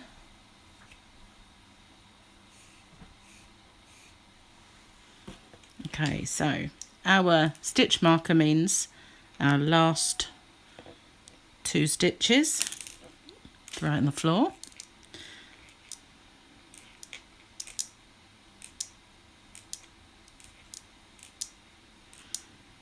Okay, now we're going to do our first, there's our middle, so there's our first corner, and we're going to do that as normal. So that's our 1 stitch. It just annoyingly falls off. 1 chain, 1 stitch, 1 chain. It fell off altogether. It's because it's really hot, you know. Now the rain has stopped and it's brilliant sunshine out there. You wouldn't have ever thought it, but we had a real storm. It's because I'm trying to do this on camera, I'm losing my stitches. So we've done our first corner the same as before. We're going to do our end the same as before. And then it gets a little different. So we're going to do the first part of our next corner. And then we're going to bring in our other piece. So we want to try and get these the same. So this side is the one we're working on. So lay at the side of it, and let's move that out of the way. We'll lay it at the side of it so you can see both. Now you've got your corner here match up with your corner there. So what we're going to do is, we've done our first one, we're going to go dead center into the middle of our V's. See, we're going to go in there, and then we're just going to yarn over and bring that through, and then we're going to complete our chain. So that's our chain, and now we're going to, I don't hold my hook and yarn like this, so it's really strange for me. We're now going to do our next stitch. I'm only doing it like this because I need to show you, and it's awkward. See what I mean? I wouldn't be able to do it. So now that's our middle section. So now we're going to go in, hold them side by side, and you can see we've gone into our middle one. So now we're going to go into this one, and we're going to bring it through. I'm going to hold it properly and complete our chain, and then we're going to do one more in that same space, and we've completed the corner. Now that does look tricky, which is the only reason I say it is a little bit tricky for a beginner. So we've completed our corner, but we've joined the middle section and this one. So now this looks a bit awkward because of it's the work and the first chain. So we rely on the fact that this is here to tell us where we go next. So I'm going to do the first part of my V-stitch in there. So I'll just hold it like this, and you can see splitting the yarn. And then I'm going to go in between our next V on this side. So I'm going to go straight between the 2 stitches, and I'm going to yarn over and just pull it through. It doesn't matter how you do it. And then complete my chain and do the second part of my V-stitch in there, just as normal. See, normally speaking, I don't lay them flat, but it's just trying to show you. So that's what we're doing. We're joining as we go now. So I'm going to go in my next segment, my next post along the edge. I'm going to start my V-stitch. So I'm going to do one stitch, and then I'm going to go in between my next one, which is here. I'm going to put my hook in, and I'm going to do my yarn over like that, bring it through, complete my chain, and now I'm going to complete my V-stitch, and we're going to do that all the way along. It's easier when you're holding it rather than laying it flat. But if you need to, by all means lay it flat. But that's what it's looking like. We've joined at the centre here, and we're just going to go all the way down. So I'm going to start my next V in the next post, complete it by going in to the next one. You can see where you've been. This is the next one. I'm going to insert my hook in there and yarn over and bring it through. You get fast at this, and then complete your chain, then complete your V-stitch. It does look hard, but it looks hard when you're holding it this way. When you're holding it normally, it's not. You just carry on as normal. But I've got this whole apparatus in the way of me holding it normally. So you go in between the V's, yarn over, pull it through,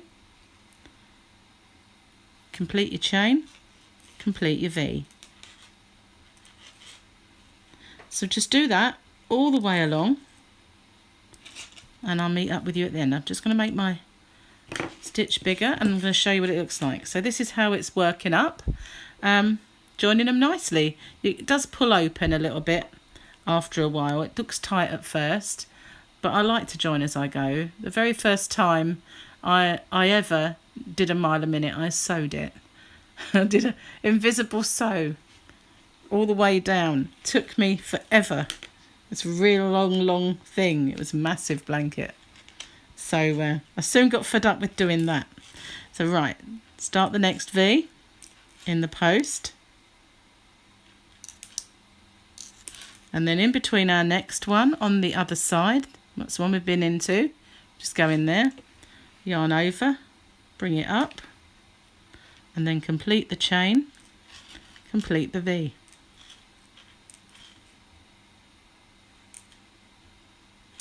Into the next one.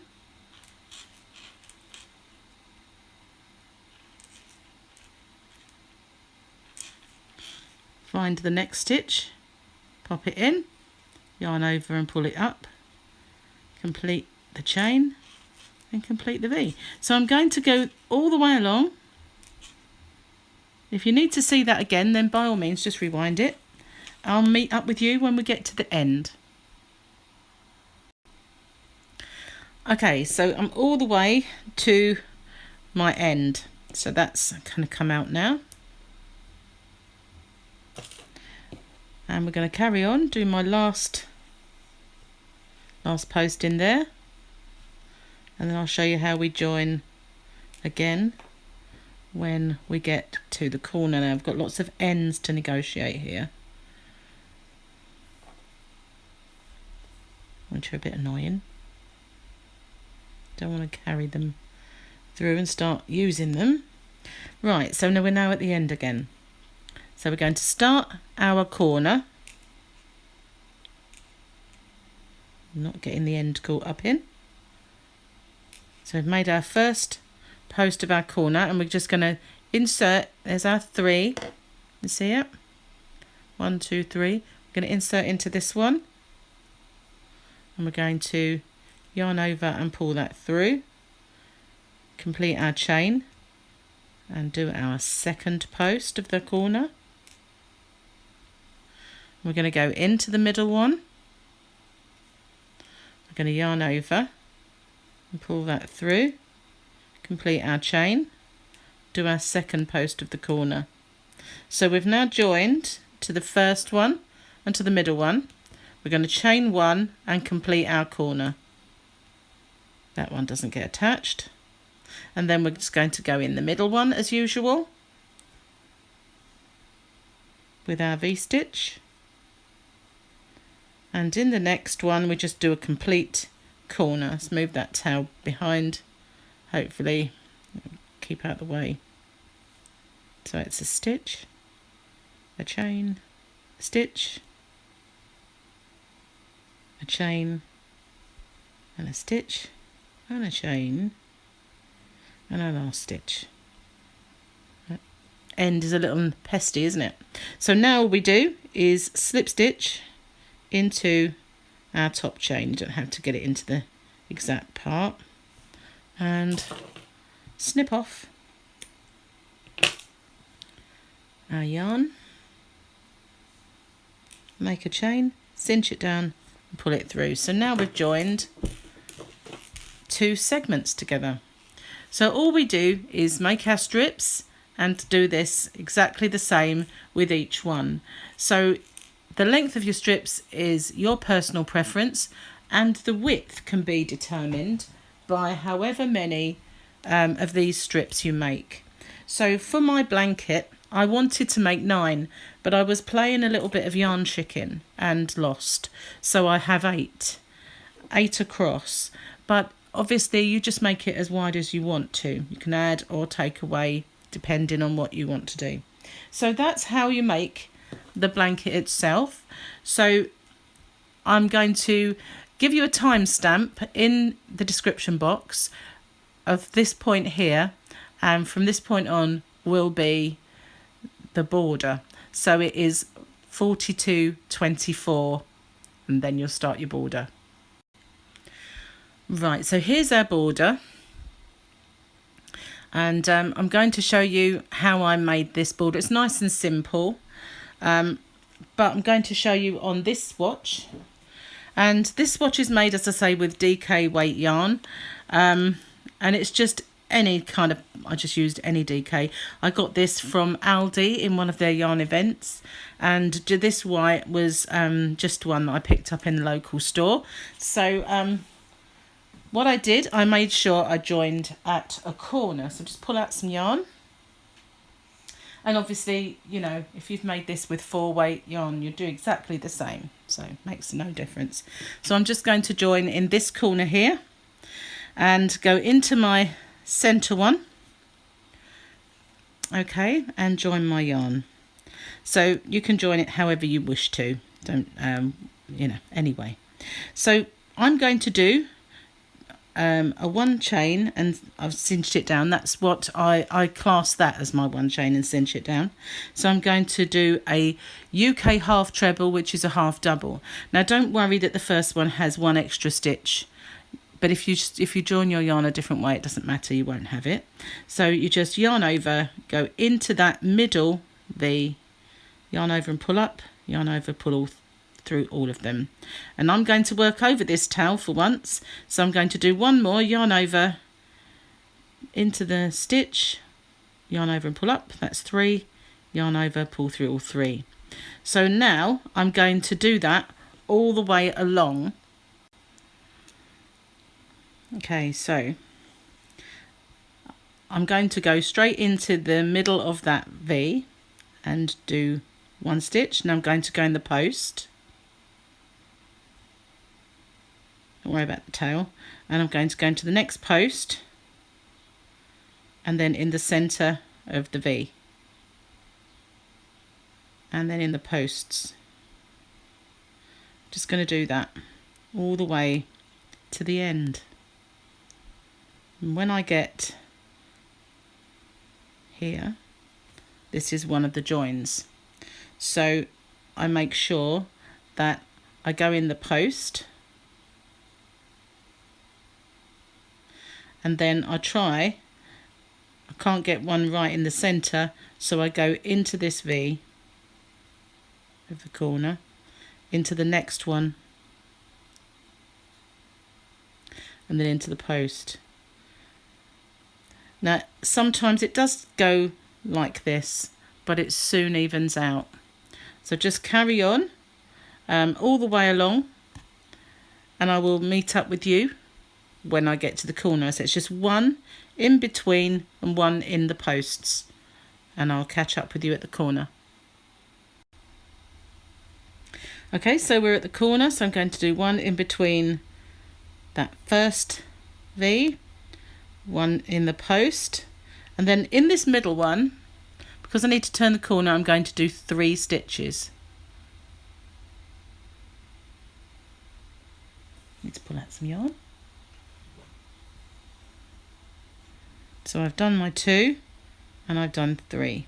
Now you'll notice in the first one that I just did 2, and that's because I wanted to do half of the corner And when I get back round, I'll complete that and I will finish dead center of the corner to start my next round.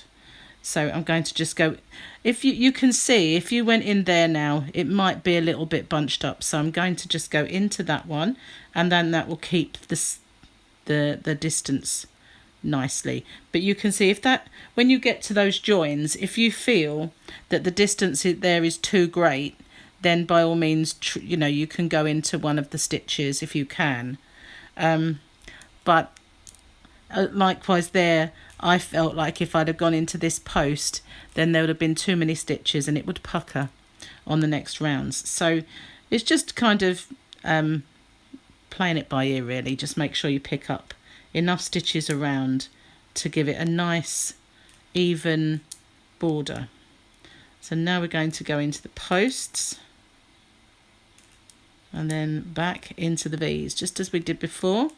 Now these ones along this side, these are the ones with no chain. So by going in between them, you're parting them just a little bit. So I'm going to carry on then. And now you know how to do the corner. I will meet you once I get back to the start and show you how we finish that corner. Incidentally, I just wanted to let you know that because there's no center chain, all I do is go into the V, into the next post, into the V, and then I need to pull out my yarn again, and then into the next post. So I've already gone into that bit. There we go. So that keeps it the tension right, because we've lost that center chain. We don't want too many stitches, as I said before. So it's rather than both posts, we are just doing in the center, into the next post, into the center, into the next post. Just didn't think I made that clear. So going to carry on and I'll catch up with you when we get to the start. So bearing in mind, when you go around this part, you've got the chain, and when you go along this other edge, you won't have. Okay, so I'm right the way back round. There's my first two. So I'm going to complete that by doing my third and then slip stitch into my first one.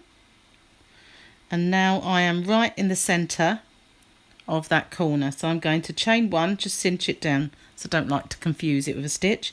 And I'm going to do two again, so that when I come back round, I'll complete that corner and be right in the center. Now I'm just going to do one, exactly the same, one UK half treble, which is a half double in the US, in every single stitch all the way around. So I'm going to, that will be my second row, exactly the same. But when you get to the corner this time, it will be different, because you'll just have your 3 stitches and you'll do your 3 in the center one. But it's simpler now. You just go in every single stitch that you've created all the way around. And so I'm going to pause it and I'll catch up with you when I get to the first corner and show you what to do then. Okay, so I'm almost there at the corner, and you can see where you want to put your corner. So you're just going to do my 3 stitches in that corner stitch and just carry on all the way around, doing 1 in every stitch until the next corner. So you just repeat that. So you're making your corner where you've got your corner. It just follows on nicely. Okay, so I'm going to go all the way around and I'll catch up with you when I get back to the start. Okay, so I'm almost back, and one more to do. One more to complete that corner. Slip stitch into the middle, and I'm right in the center. But I'm not going to do that. I'm going to change colour. The reason being, for one thing, I have I'm running low on this white, and I want to be able to complete the whole border. Plus I want to see what it would look like with the two colours that I've used. So I'm going to bring in this colour, which I do have a lot of. So I'm going to do these next 2 rows in this colour and then bring back the white. And just need to pull out some yarn. So I'm going to finish that stitch with the new colour. So I'm going to insert and bring in the new colour and continue in that new colour. So because I'm joining the colour, I'm just going to put a little knot in this. Not a massive one, I'm just going to do it with like a single knot, and then I'll work those ends in. So now I'm going to work in this colour. I'm going to do my corner just the same as I have here. So I'm going to start with just this section, and then when I come back I will finish it. So I'm going to do 3 chain, so that's 2 for my post, 1 for a chain, and then I'm going to do another one in the same stitch. So that is half of the corner. When I come back I'll finish that corner off. So now I'm going to skip 1 stitch, and in the next one I'm going to do 2 UK trebles or US double crochets, just 2 together in the same stitch. And I'm going to chain 1, skip 1, and then do 2 in the next one.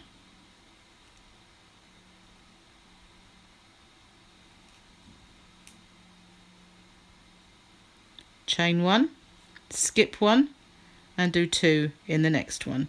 And I'm going to do that all the way along. Sorry, I didn't know if I went off camera there.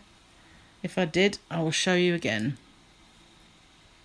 So as you can see, we've got half a corner, and then we've got 1 chain, skip 1, then 2 in the next, skip 1, 1 chain, 2 in the next, 1 chain, skip 1, 2 in the next. So I need to do my chain, skip 1, and 2 in the next. I'm going to do that all the way along until we get to the next corner. But I just wanted to show you that what I said about this edge, it was going kind of like this, and it's still a little bit, but as you can see it's much straighter. We can barely see it now.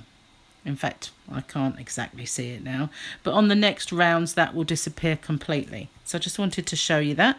Now I'm going to carry on doing that. 1 chain, skip 1, and 2 in the next stitch all the way to the corner, and then I'll come back to you. I'll pause the video now and I'll come back to you and show you what we do at the corner. Okay, so we're at the next corner and it matches up nicely. Now if it didn't, this is a very forgiving thing where you could make up that stitch, but it does match up quite nicely. So now I'm just going to do the corner exactly the same way as I did here. So that's just obviously 1 stitch, 1 chain, 1 stitch, take it all with you, 1 chain, 1 stitch. So we've got our 2 spaces. Be careful to make the 3rd. Just get around that corner, 1 chain, skip 1, 2 in the next. So I'm going to do that all the way around, and then I will pause the video and catch up with you when I get back to the start. Now as you can see, it does kind of mean there's a bit too many stitches, but it's fine. On the next round we're just going to go in these spaces. And also, if you wanted to, this just gives you a rough idea. If you wanted to maybe do another round of this UK half treble or US half double, it looks quite nice with just a plain border. If you didn't want anything kind of fancy, you could just do that. But I'm gonna pause it then, go all the way round, and I'll catch up with you when we get back to here and need to finish the corner. Okay, so we're now all the way around and we're going to complete this corner. So ignoring that tail, just going to go straight in there, and I'm going to do 1 UK treble or US double, 1 chain and another, and then to join it, instead of doing a chain, I'm going to do a UK double crochet, which is a single crochet in the US. So I'm just going to go into that stitch. It doesn't matter if you go into which loops. Yarn over and pull up a loop, so you have 2. Yarn over and pull through both. So we have 1, 2, 3 spaces. So now we're going to work in this center space. So I always like to go into that, yarn over and pull up a loop and pull it through, so slip stitch into it, which gets me into that center. So this is where you decide whether you want to do 1 row of these pairs or whether you want to do 2 rows. So on my blanket I chose 2 rows, but this will look a little different in a different color. But you've got your rows at the bottom here, do 1 row and then your rows of UK half treble, US half doubles above them. So I'm going to carry on and do what I did before. So I'm going to chain 3, because that's 2 for a stitch, 1 for a space, and I'm going to go back into that center and do another UK treble or US double crochet. So that's half a corner. And now I'm going to treat this exactly as these and go in between with just 2 stitches, no chains this time, in between there. So you can this time though do 1 chain and go, sorry, gone in the wrong bit, haven't I don't want to chain at all. It's only the corner that it makes a difference. We're going to go in between them. We're not going to go into the V's. We're going to go in between the V's where we've done our chain space. And we're going to do 2 there. We're going to chain 1, and then we're going to go in between them again. So it's the kind of opposite of a V stitch. We're going between them and just doing our pairs. A chain and go in between with another pair. So kind of the opposite of what we were doing earlier when we were making V's. Now we're just doing kind of blocks with a chain in between. I'll split the yarn there. And we're going to do that all the way around. And then when we get to the corner, we're going to do the same. So we're going to do 2 in there, our corner, and 2 in there. If you find that bunches up too much, then just by all means do 1 stitch in these 2 at the side. It depends on your tension and all sorts of things, but this is how it kind of looks. It looks okay to me here, but if you felt like that was too many stitches, then I suppose you see, the deciding factor will be when you've got your corner in. It might make it too bulky, but you can do either at the corner. So I'm going to carry on. I'm going to go all the way around. I'm going to do my corner in the corner, and either 1 stitch here or 2 stitches in there, depending, because we don't want it to look overcrowded. And then we'll carry on and going in between each one, doing our corners the same as this, but with 1 or 2 stitches in these segments here. I'm going to do 1 more round with this colour, and I'll come back to you and we'll get on with the white. Okay, so I'm nearly back and playing yarn chicken. That's all I have left. So that's pretty incredible. I did have another ball, but I didn't really want to start on it. So I found the corners, for me, for my tension, were better just doing 1 stitch either side of my corner. This one has 2, but I'll work around it. It doesn't really matter too much. So now I'm going to finish this corner by going into the same space, doing my stitch, my chain, my stitch. And this time I'm going to change colour again. So I'm going to insert and bring back the white. So that's all I had left. That's amazing. So bringing in the white. I was going to pull out some yarn before I start. Okay, so I'm going to just bring that in and just go through. It doesn't really matter because we're now going to start doing our UK trebles again. So I'm going to go into that stitch and pull up and then do my slip stitch, which not going to be that easy because I didn't tie this that time, so just pull it tight. So I'm going to just work over these tails now, and I'm going to do my chain and cinch it down.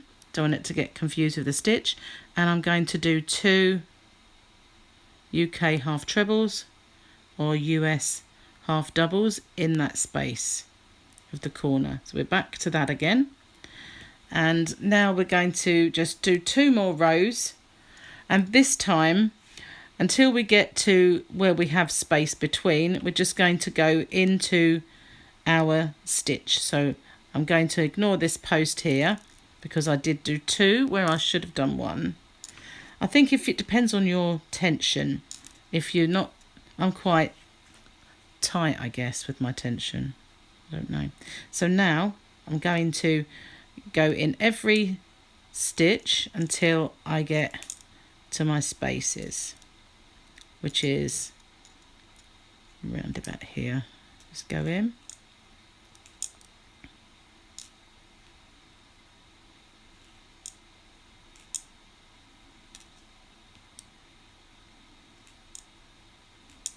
Okay, so now I'm only going to do 2 in between each of my pairs. That will get our stitch count right. So just going to tuck them behind there, and it will pull them apart like it did down here. There's 1 and 2, 1, 2, and we're going to do that all the way along. Now if you find it does start to pull, then just do 1 in the middle, but on mine it didn't, and I was fine. But I guess it just depends on how tight it is that you've been working. On the next round it does actually even out, but it pulls those apart nicely. So I'm just going to do 2 in between each one. When I get to the corner, I'm just going to do 3 in the middle, just like we did on our first 2 rounds of the border. It's nice and simple. We're back to the nice simple rounds. So I'm going to pause it then, and I'll catch up with you when I get to my first corner. Okay, so we're right up to the corner, so I'm going to go in the post. I'm going to do my 3 in the corner, and then I'm going to go straight into this one, because if I go into the post at that point, then it would pucker, there'd be too much. So I'm just going to go into that one and then into the next stitch. I just usually judge it, and if the distance looks too far, I'd go into that post, but then the corner sits nicely. So I'm just going to go all the way around, and once I get back to the start, I'll catch up with you there. I'll pause it now. So really just use your judgment along there. If you find that it looks like you need that stitch, put it in. If it looks too close and it looks like there'd be too many stitches, then don't. Because really we've made gaps because we've just been going in between each stitch anyway, each set of stitches. So I'm going to meet you when I get back to the start. Okay, so I've made it all the way back. I'm going to go into that stitch there because there's a gap that's quite large. Go into the last, make my last stitch of that corner, slip stitch into the middle, again into the next stitch, so that brings you back into the center. So this next row I'm going to do exactly the same as I did on the first 2 rows there. So I'm going to make sure I do 3 in the center of the corners, 1 stitch in every stitch around, but 3 in each corner. So it's exactly the same repeat as these rows down here. So I'm going to pause the video because you've seen that already. You don't really need to see that, and I will catch up with you when I've finished, get back to this point of this next round. Okay, so I'm all the way back. Now the more observant of you might have seen that I did the wrong stitch back there. I did notice, and I took it out, frogged it back. So I did my last one in the corner, slip stitch into the middle, and then I just need to end off. Left my scissors out of reach. So I'm just going to cut that nice big tail for working the end in. Now if you look, that's, I think, a nice enough border, but you could, if you wanted to, do kind of an ornate sort of scalloped edge or a little filigree edge to that. But if you think that all of that there is a border, it's quite a big border anyway, that's what it looks like with 2 colours in the border. And refresh your memory, is that back to front? It is.